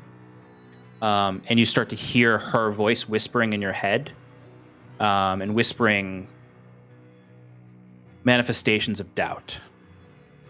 You know, You will fail. You will die like your uncle. Your prophecies are false. You are no champion. You have no gifts. You are lied to, beguiled by darkness. You will not join us in her realm. Out of my head, witch, and be gone. And Curon is going to cast Staff of the Crescent Heart, the Fog of the Moon. He's going to use that to try to counteract her magic here. absolutely. I'll say give me, or actually it's a saving throw, right? For Con that saving throw. DC's Okay. 20.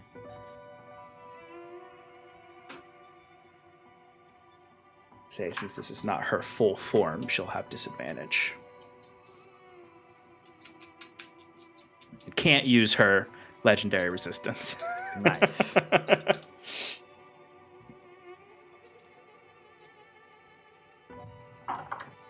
You said con, right?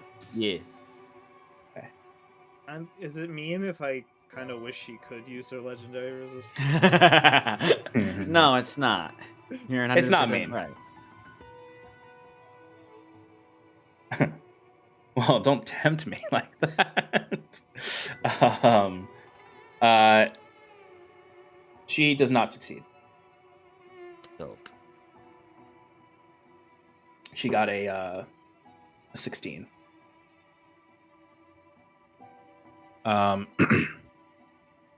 So as the light kind of, I guess, describe what this looks like. As I'll say at least like her reaction, she just kind of get rebuffed back, and kind of like you see the ripples of radiant energy do move through her spectral form, and it does start to peel apart. So does her Twilight, for lack of a better word, sanctuary, look different than mine does in any way? The only difference is that it has almost as if it has the darkness spell attached to it. Okay. It is very much. It is very much so similar. It's a stronger version of your Twilight Sanctuary, Okay. in the sense that it's like if you combine Twilight Sanctuary with Wall of Force and the darkness spell as a dome. Okay. Dope. Yeah. So it's Kiran's Fog of the Moon is much more billowy. It doesn't have the same like defined like space.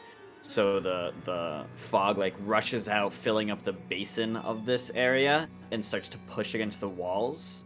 And then, it would start to billow up and around. And as it reaches up at the top, it almost like break out like an onion as, this twilight starts, spilling out from the top. And it's like peeling it down around the sides as Kiran's Twilight, or Illuvanya's true magic, overtakes Ayla's fallacy that she projects. Absolutely. And you would see at this point, it does, as your Twilight weakens hers, you can see she does look to you one more time. She looks down to Rodrin, and then she looks past you to your friends as it's all kind of peeling away, and then takes one look over at Sprig, and then you see she completely melts away into the same fog that you created. As the rest of you now can see Huron and Rodrin's body, and you can see, you do see those last vestiges of Ilyavanya's form turned Ayla. fog. Sorry, thank you, Ayla. Unless you want Ilyuvanya to show up and be like, you were right the whole time, Kiran. Good on you. I'm so proud of you. That's all I ever wanted to hear. Ilyuvanya does not show up. Though I guess you could argue she showed up in the magic. Oh. She was the magic inside us the whole time. Kieran, you look down and you can see Rodrin's soul is still kind of hovering, displaced from his body, but below. You can feel kind of like your spell is paused in a way, and that you can resume it now with full force.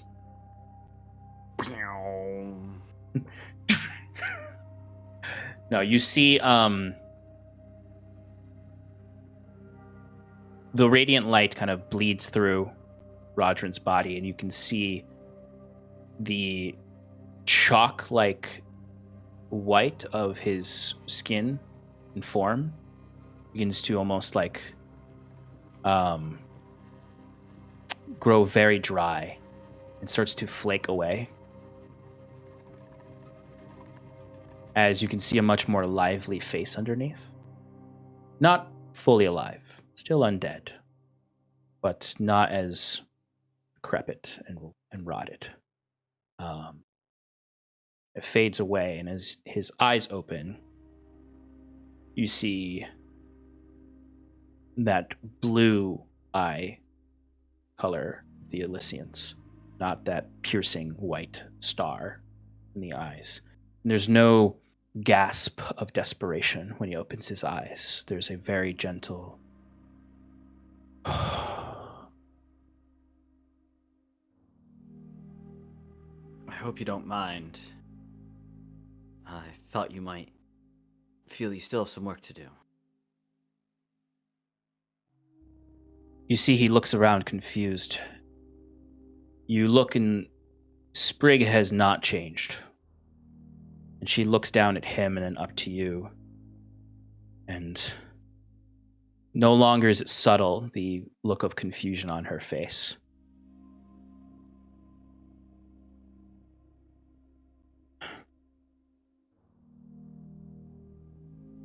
Her and Rodrin, go ahead.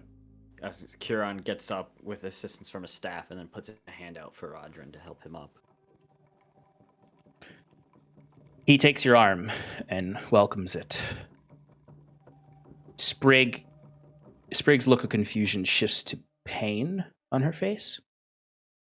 Not like she's being hurt by something, but emotional pain and somewhat horror. And then she looks at you very stolid. She just starts walking away. She stays ethereal. Sprig, excuse me, Wolfmaster. If you don't, I'd like a word, please. Sprig. She doesn't turn back. Curious Rodrin kind of collapses into your shoulder. And he says, his voice no longer echoing into nothingness. I don't understand.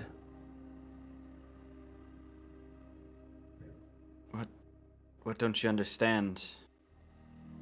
Do you remember where you've been? What's been happening?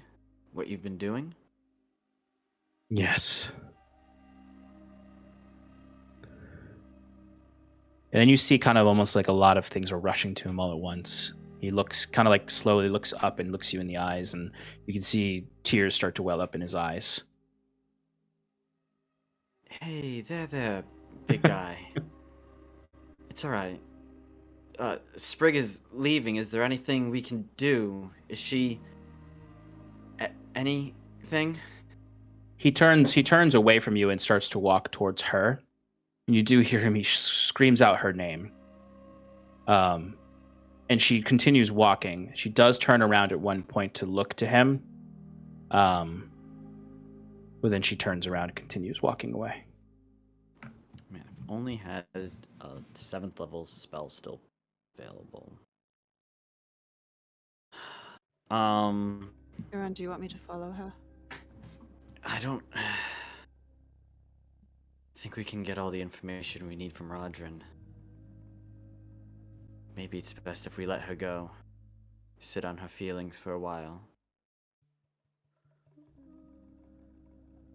I don't know if I'll have a second chance. I think to him.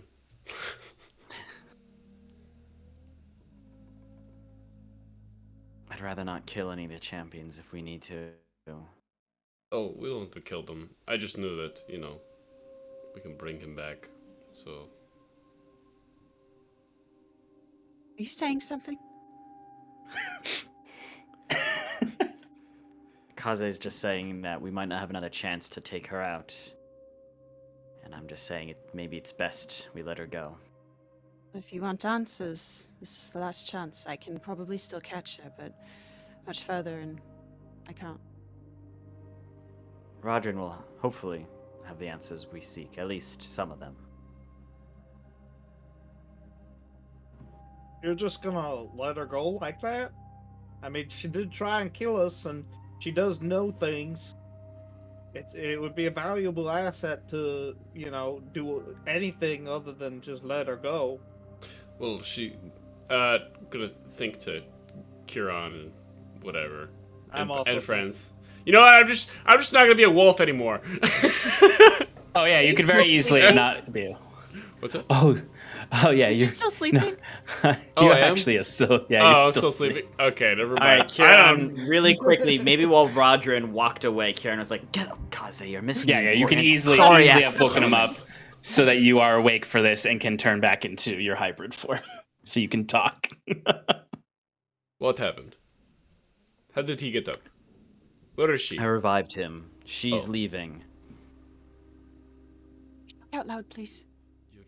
We're saying this out loud. We're no longer using telepathic bond. If she's leaving... wait. No, if she's leaving, she's going back a failure.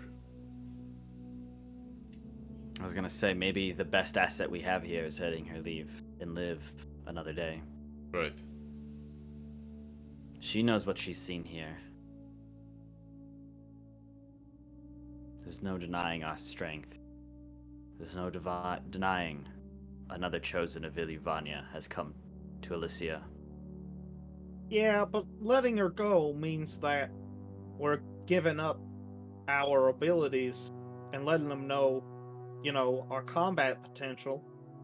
And Did our you not numbers. see what this is Talio, not Rodrin. As he's kind of coming up right now and putting his bow away, and did you not see Queen Aella herself there? She knows your abilities at this point. If anything, she's already known them before this. That champion is now a crack in the walls of Therismore.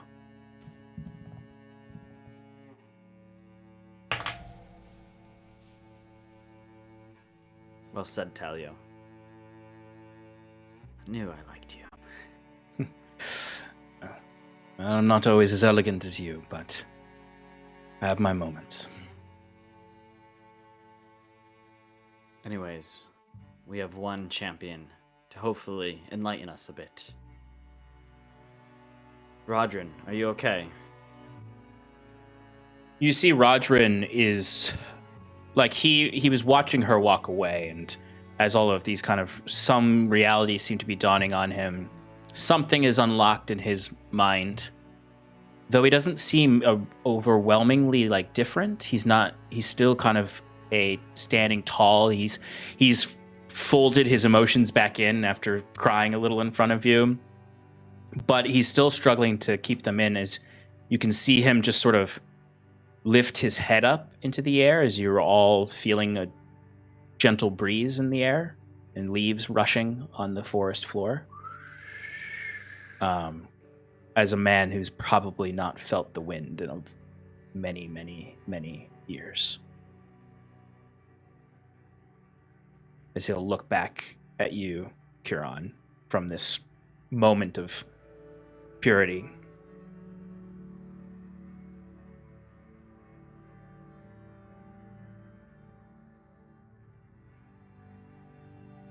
I felt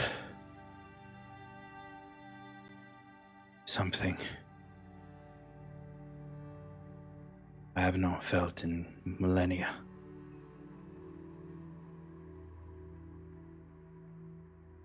Welcome back to the land of the living, buddy.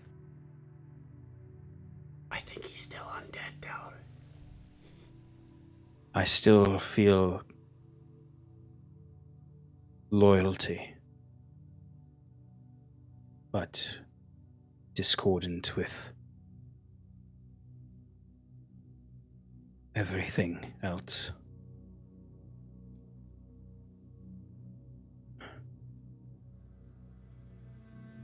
What have we done?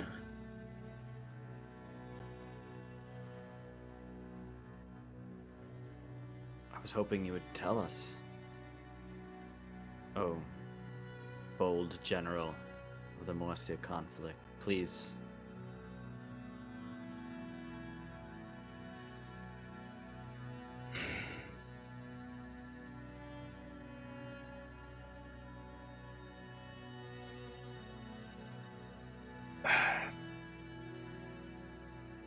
And do you see a brief smile almost creep? I'm hungry. Very. And he will kind of like step and he stumbles almost as if he's walking for the first time. And he'll take your good berry and He's full. and eat it.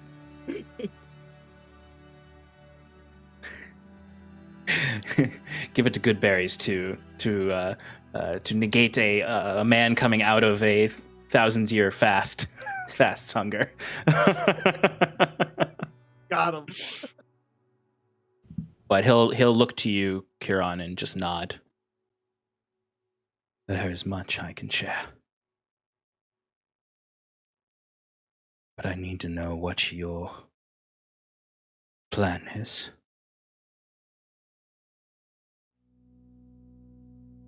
My plan? I intend to meet Ayla in Therismore.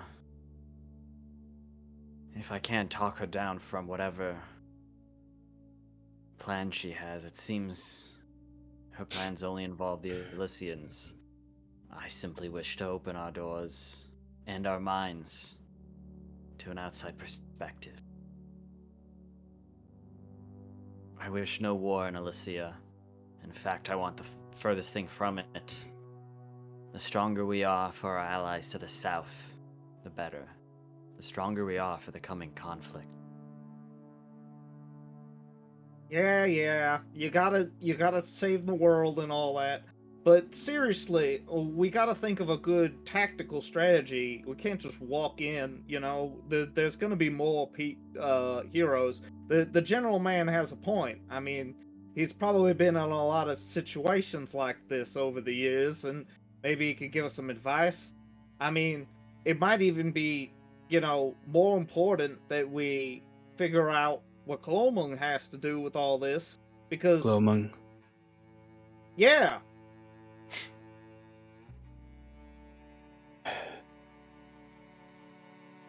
In the moments before you brought me back, I saw visions. I saw nothing when he looks to Timber. When you killed me, I saw nothing but darkness.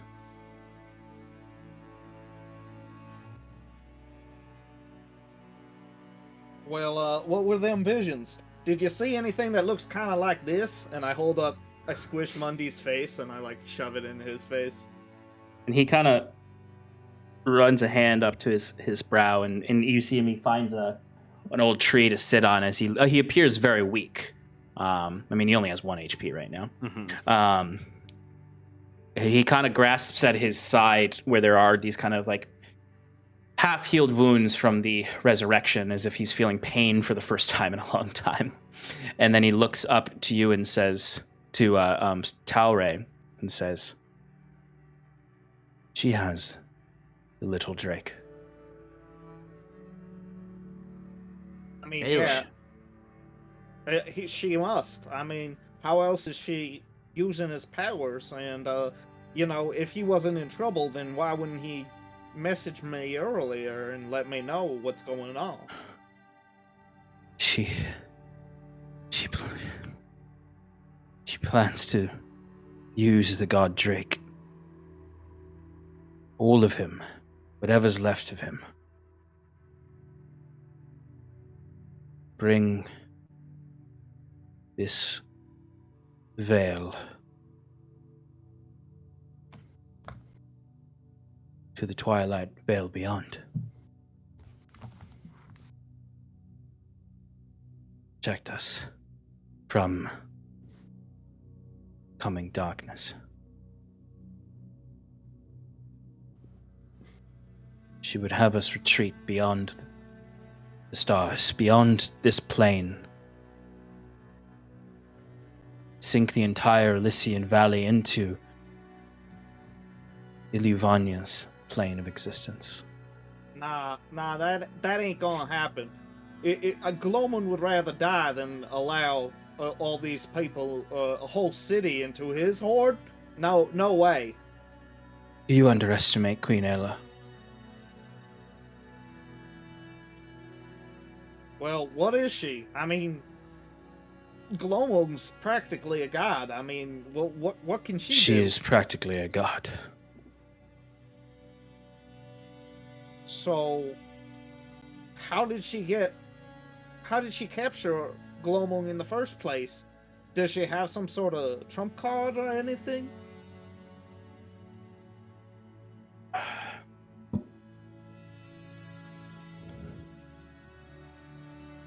She lured him in.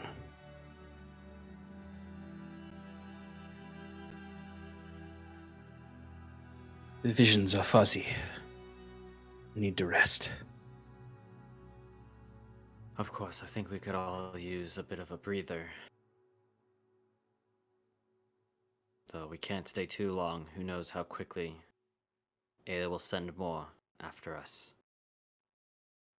You might know, Rodrin. How much time would you say we have? Well,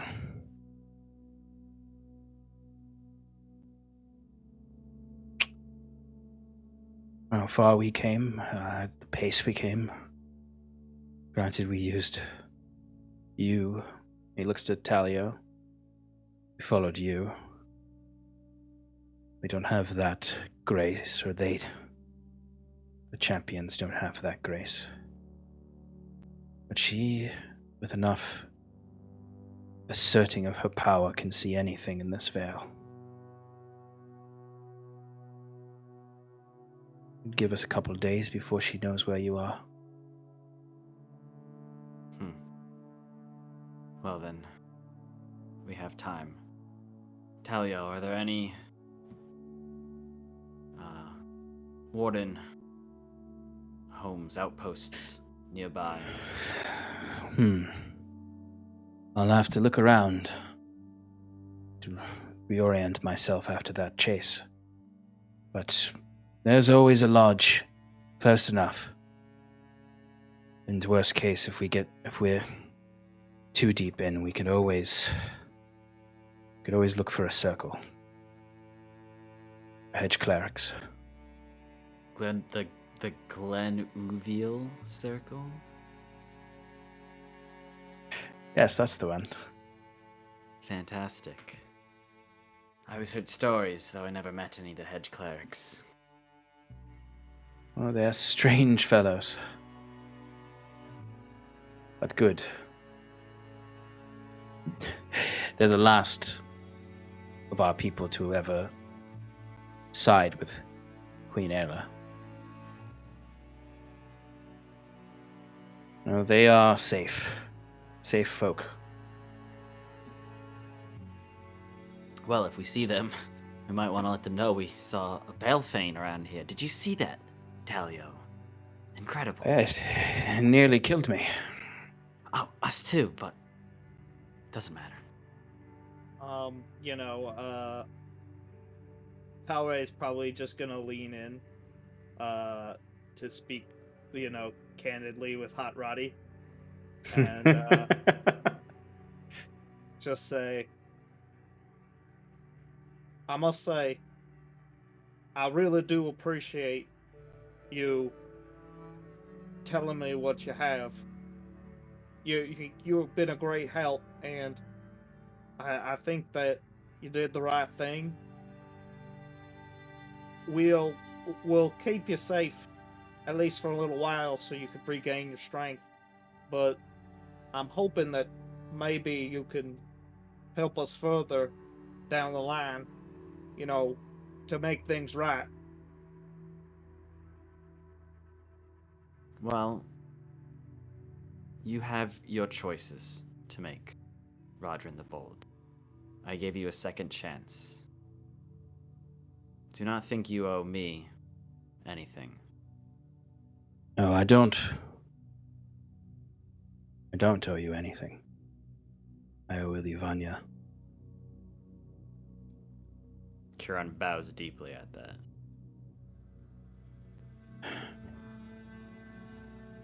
Yeah, I you seem reserve like the soldier judgment. type. And in that way, I reserve judgment of you all. Now that I have more of my own mind.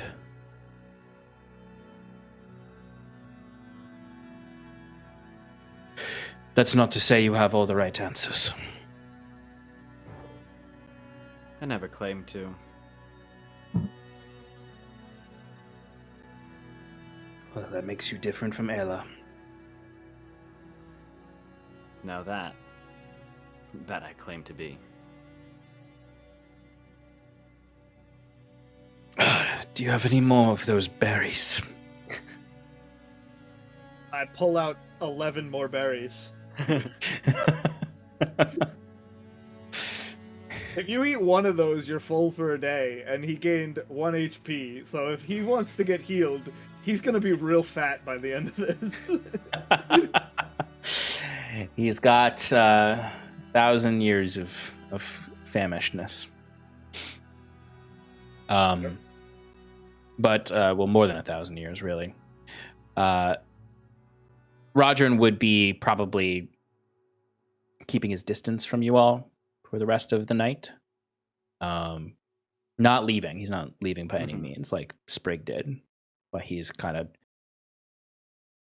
he's not a person 100% again. So you find him. There would be an awkward moment where he would ask to borrow a blanket from one of you, because he doesn't have anything like that. Sean, Mhm. before we go to bed, could I possibly do a little bit of reconnaissance to see like how far away we are from Queen Aella might be, or is that like, super away? She's super far away. Okay. Like you could ask Huron and he could point to the sky and you'd see a beam of white light that's hundreds of miles away, and that's where her throne room is. Okay, no worries. But it is quite late in the evening by the point that you all come to rest. I'd say it's probably close to midnight at this point. Roger would be at the edge of your camp with whatever blanket he could get from one of you, wrapped up in it, staring up at the sky, lost in the stars and the shattered moon above, with almost a childlike glance. But is there anything you all would like to do now when you have a moment of peace? I don't remember when we cast Mind Blank, but if it's coming up on ours, I'll ask Sarathil to do it again. It wouldn't be up until tomorrow, because you guys cast it like midday, so he would just recast it tomorrow.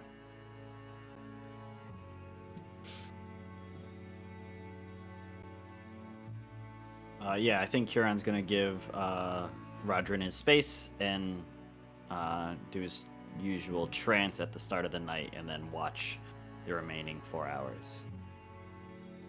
Okay. Yeah, I think I would stay up. Talray would stay up late, or as late as possible, without taking exhaustion, just staring at the light distance.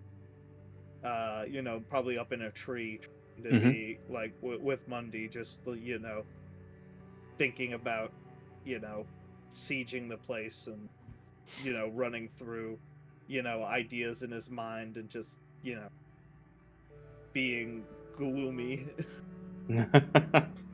Absolutely.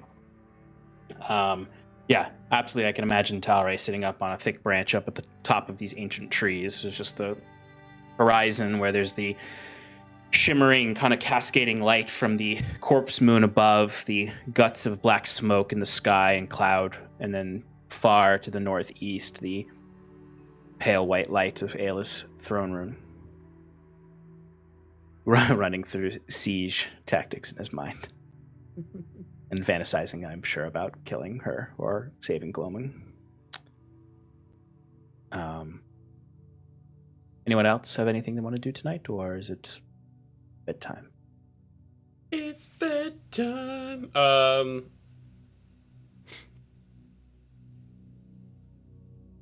Timber would, before everybody kind of goes to bed, just look over at Huron and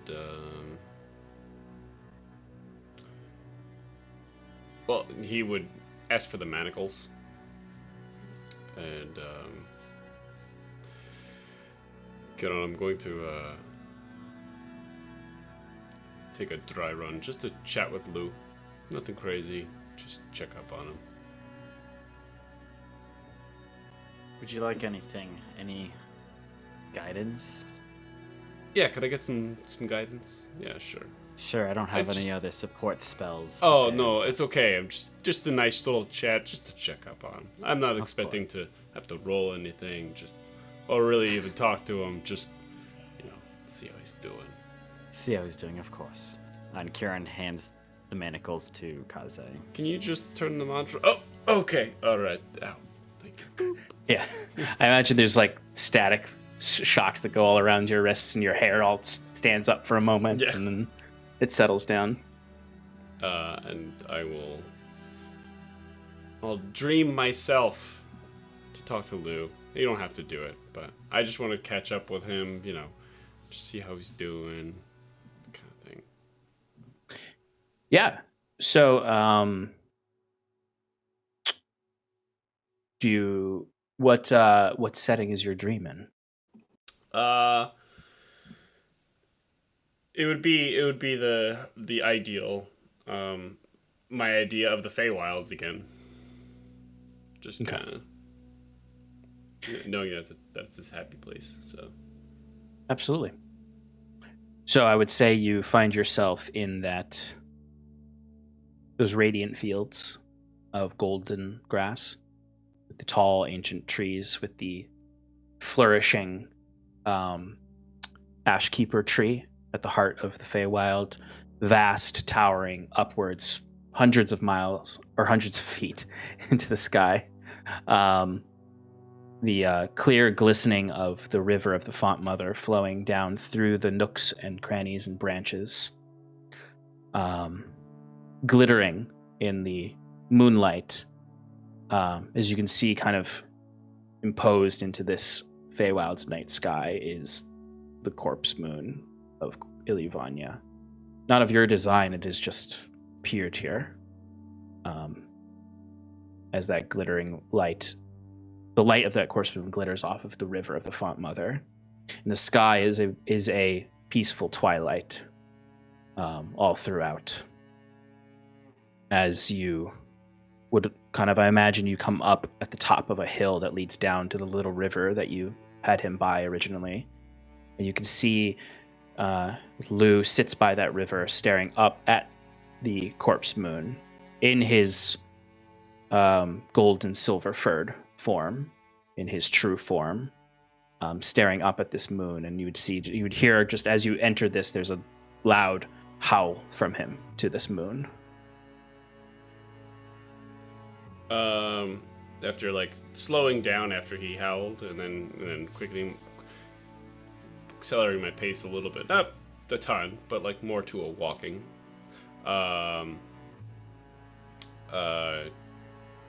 Timur's gonna sit down next to him.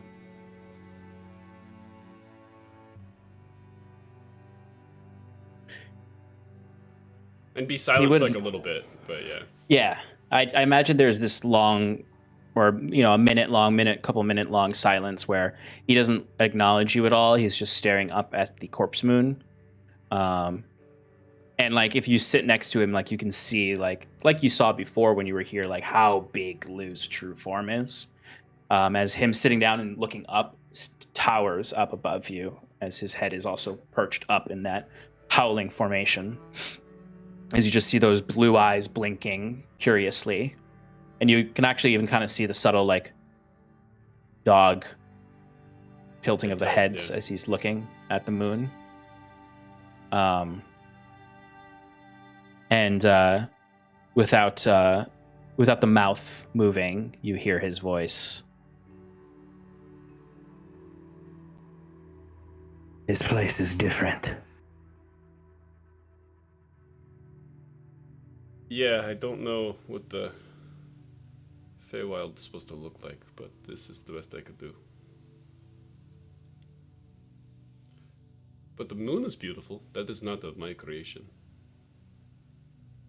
It is something old. Celestial and Fey.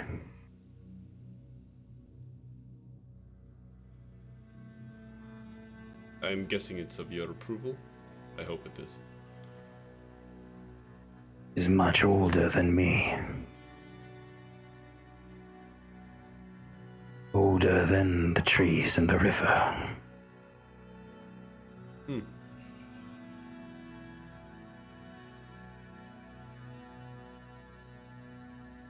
But it's in pain.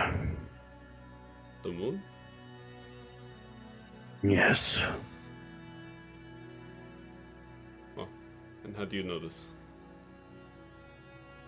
I can feel it. So, do you have any connection with Ilyuvanya? As you say this, and he has finished that sentence of, and I feel it, you begin to feel what Lou is feeling. Oh. In the joint nature of your souls. As you can feel this tremendous sadness trying to grip you, and this feeling of not being trapped, but being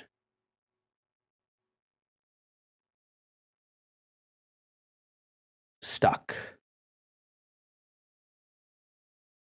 Not in a prison, but unable to move.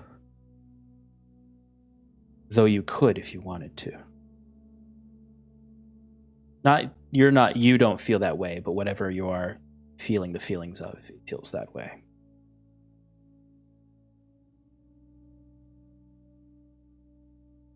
Oh.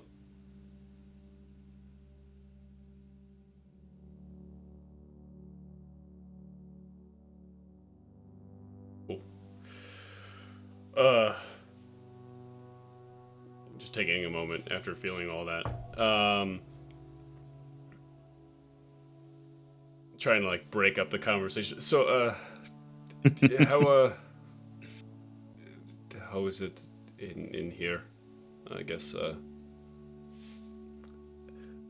I don't know exactly what you do when when you're inside me, but or if you're conscious or aware of.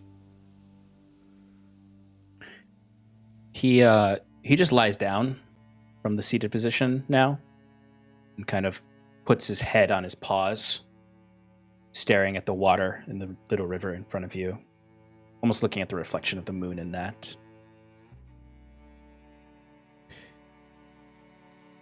You feel familiar.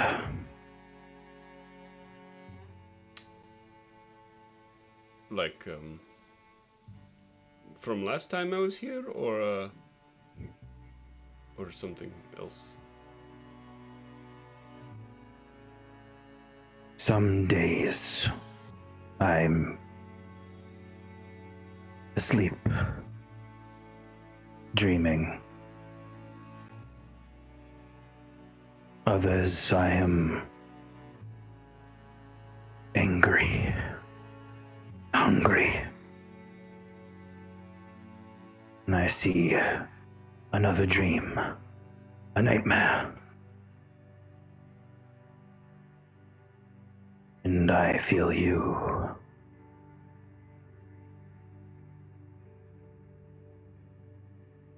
I'm not the nightmare, right?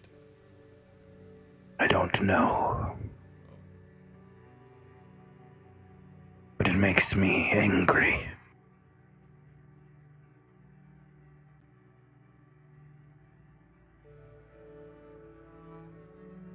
We're not gonna talk about that today.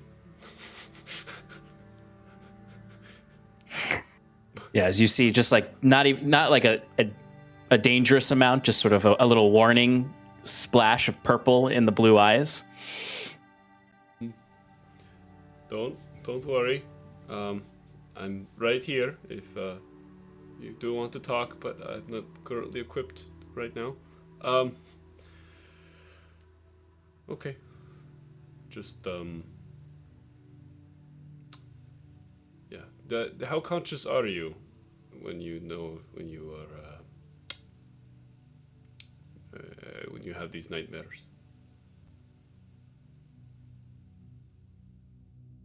You see, he sits back up and stands up and walks over and takes a sip from the river, and then kind of falls to his side and on his back and does the dog thing where he is scratching his back on the grass, on the itchy grass, and then kind of just his head goes back and looks at you.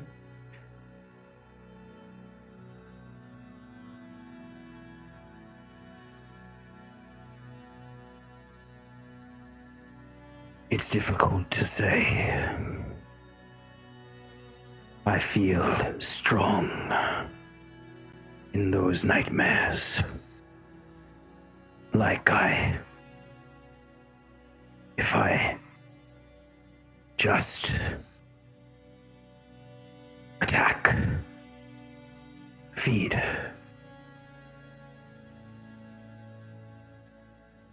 nothing could hurt me. So you seek power. Only then. Here there is no need. Here is peace. Good. Well, I'm glad to hear that. But at the same time, we need to get you out of this cage. For both of our sakes. Eventually. Not right now. You can... Cage. It's not a cage. It's just my body. Don't look at that the way. Vessel. Yep. Yep. It's not a cage. So you do feel before it was a not a little tiny warning. You do feel a welling of concern at that part. Yeah. As you would imagine, like where like you saw kind of like a little tiny droplet of purple in the eye before, at the mention of the cage, you see like some of the fur shifts to this black smoke that billows off for a moment and then dissipates as you kind of calm the conversation back down.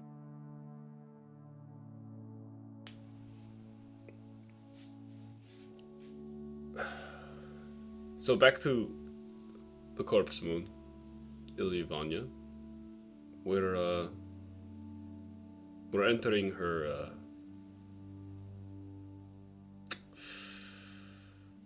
how do I say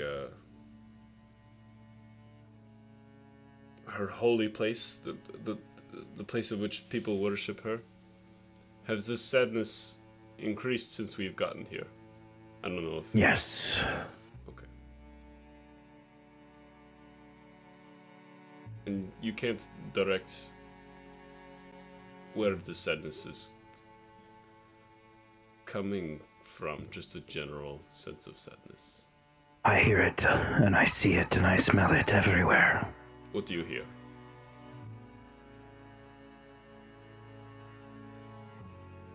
Vague cries. Whispers. I hear it from you. I hear it from the elf. I hear it from the dead man. Wait, so you know exactly what I'm doing at all times?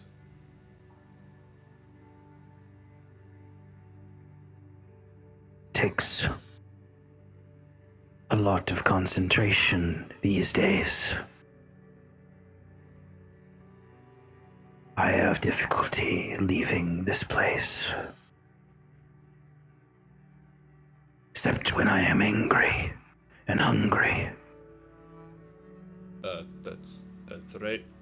I'm glad it's serving you well. Good. If you do want to be let out every so often and be on your best behavior, that can happen. You see the Lou did not get off his back this whole interaction. He was just been looking at you upside down. But as soon as you mentioned this, it's that very quick dog, like back onto its top, where it almost looks like it convulses for a second and then flips around and then shakes the dirt and grass off. And just this is probably like the first time he's truly kind of looked you directly in the eyes, like seriously, mentioning that he could spend time out there if he's a good boy.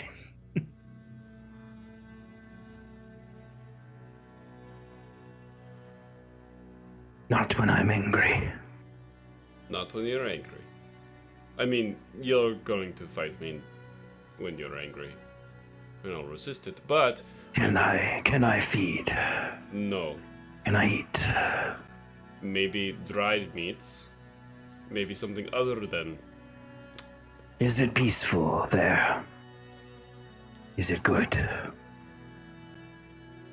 Is there pain? Well, life is full of all of that, but... At the moment where we are, no, it's okay. It's quite peaceful. Do you wish to see? Is the spiral there? The spiral? Him. Who's The pale one. King in yellow. Oh, no, he's nowhere nearby. It's peaceful, like I said. You see, he was getting. Yeah. Did you see his form growing as he was saying that? And for a moment, just like his eyes went fully purple, but then he blinks and shrinks back down. I want to see it. Okay. But if you go correct, I have manacles on your legs, so you can't really travel very far. But you'll be able to see it. The elf will be awake, at least. We will not feed. We will not eat. We will not attack. Mm-hmm. These are your friends. Friends, That's right. not food. Not food. That's right.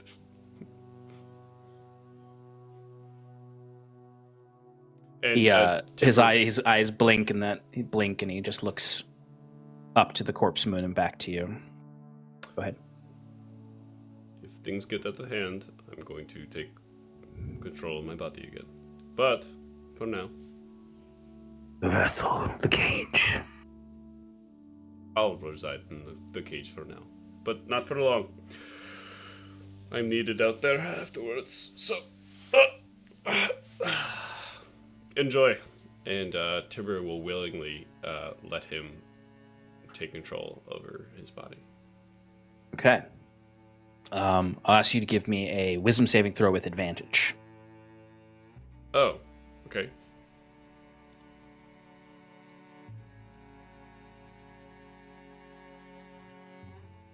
$18. Okay. Sorry, I got so excited when I said okay that I spelled it wrong. So in that case, Curon, as you were watching this, Timber in this sort of meditative stance, there was only a few times while watching him that you saw him kind of twitch and quiver, which would have correlated with the moments that Lou got angry. You would have seen the full visual of what was going on in the dream hovering above Timber's tattoo. So you didn't hear it, but you could see their kind of somewhat gentle interaction despite the few times that Lou got angry. And then you would see that drops down and fades back into the tattoo, and you can see the fur all over Timber begins to shift from dull grays and browns to vibrant, bright golds and silvers all across his body as he radiates dim light. And you watch as his eyes open to a bright, scintillating blue. And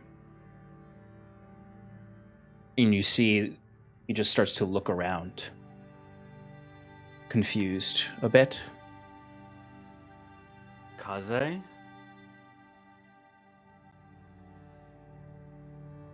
He just stands up from the meditation pose, kind of is like feeling, gripping. The kind of, dexterous but weak Timber is now quite strong looking, and much more. He's beautiful fur, but like more menacing in the sense of like he looks like how Lou was when you first fought him, but without the spikes and the red and black fur. He does not respond to you though, as he's sort of staring at his own hands and then up to the corpse moon. Lou? Quickly looks down at you. Hello. And that's where we're going to end tonight.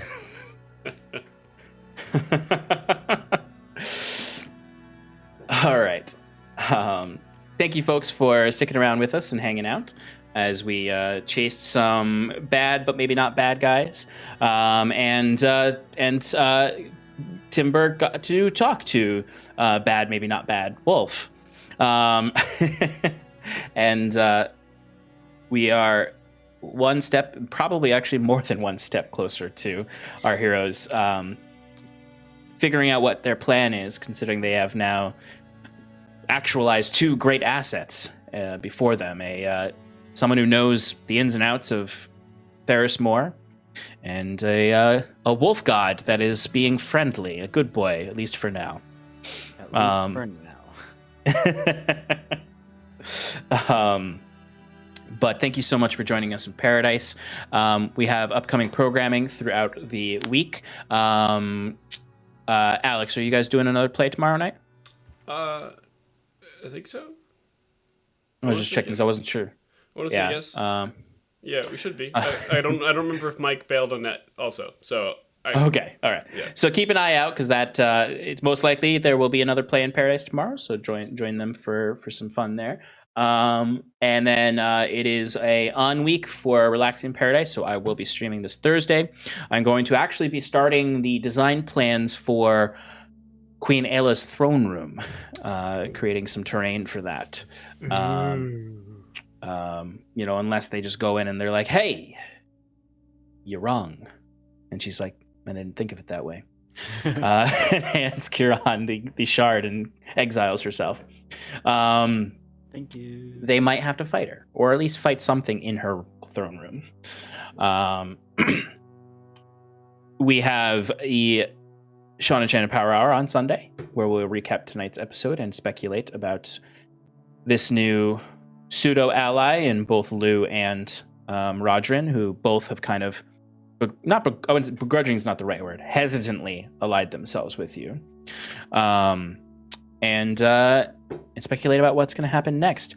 This Friday, Shannon and I will be back on Roll for Damage for the possibly the finale for Sundered Arting Quest, an Arting Quest story.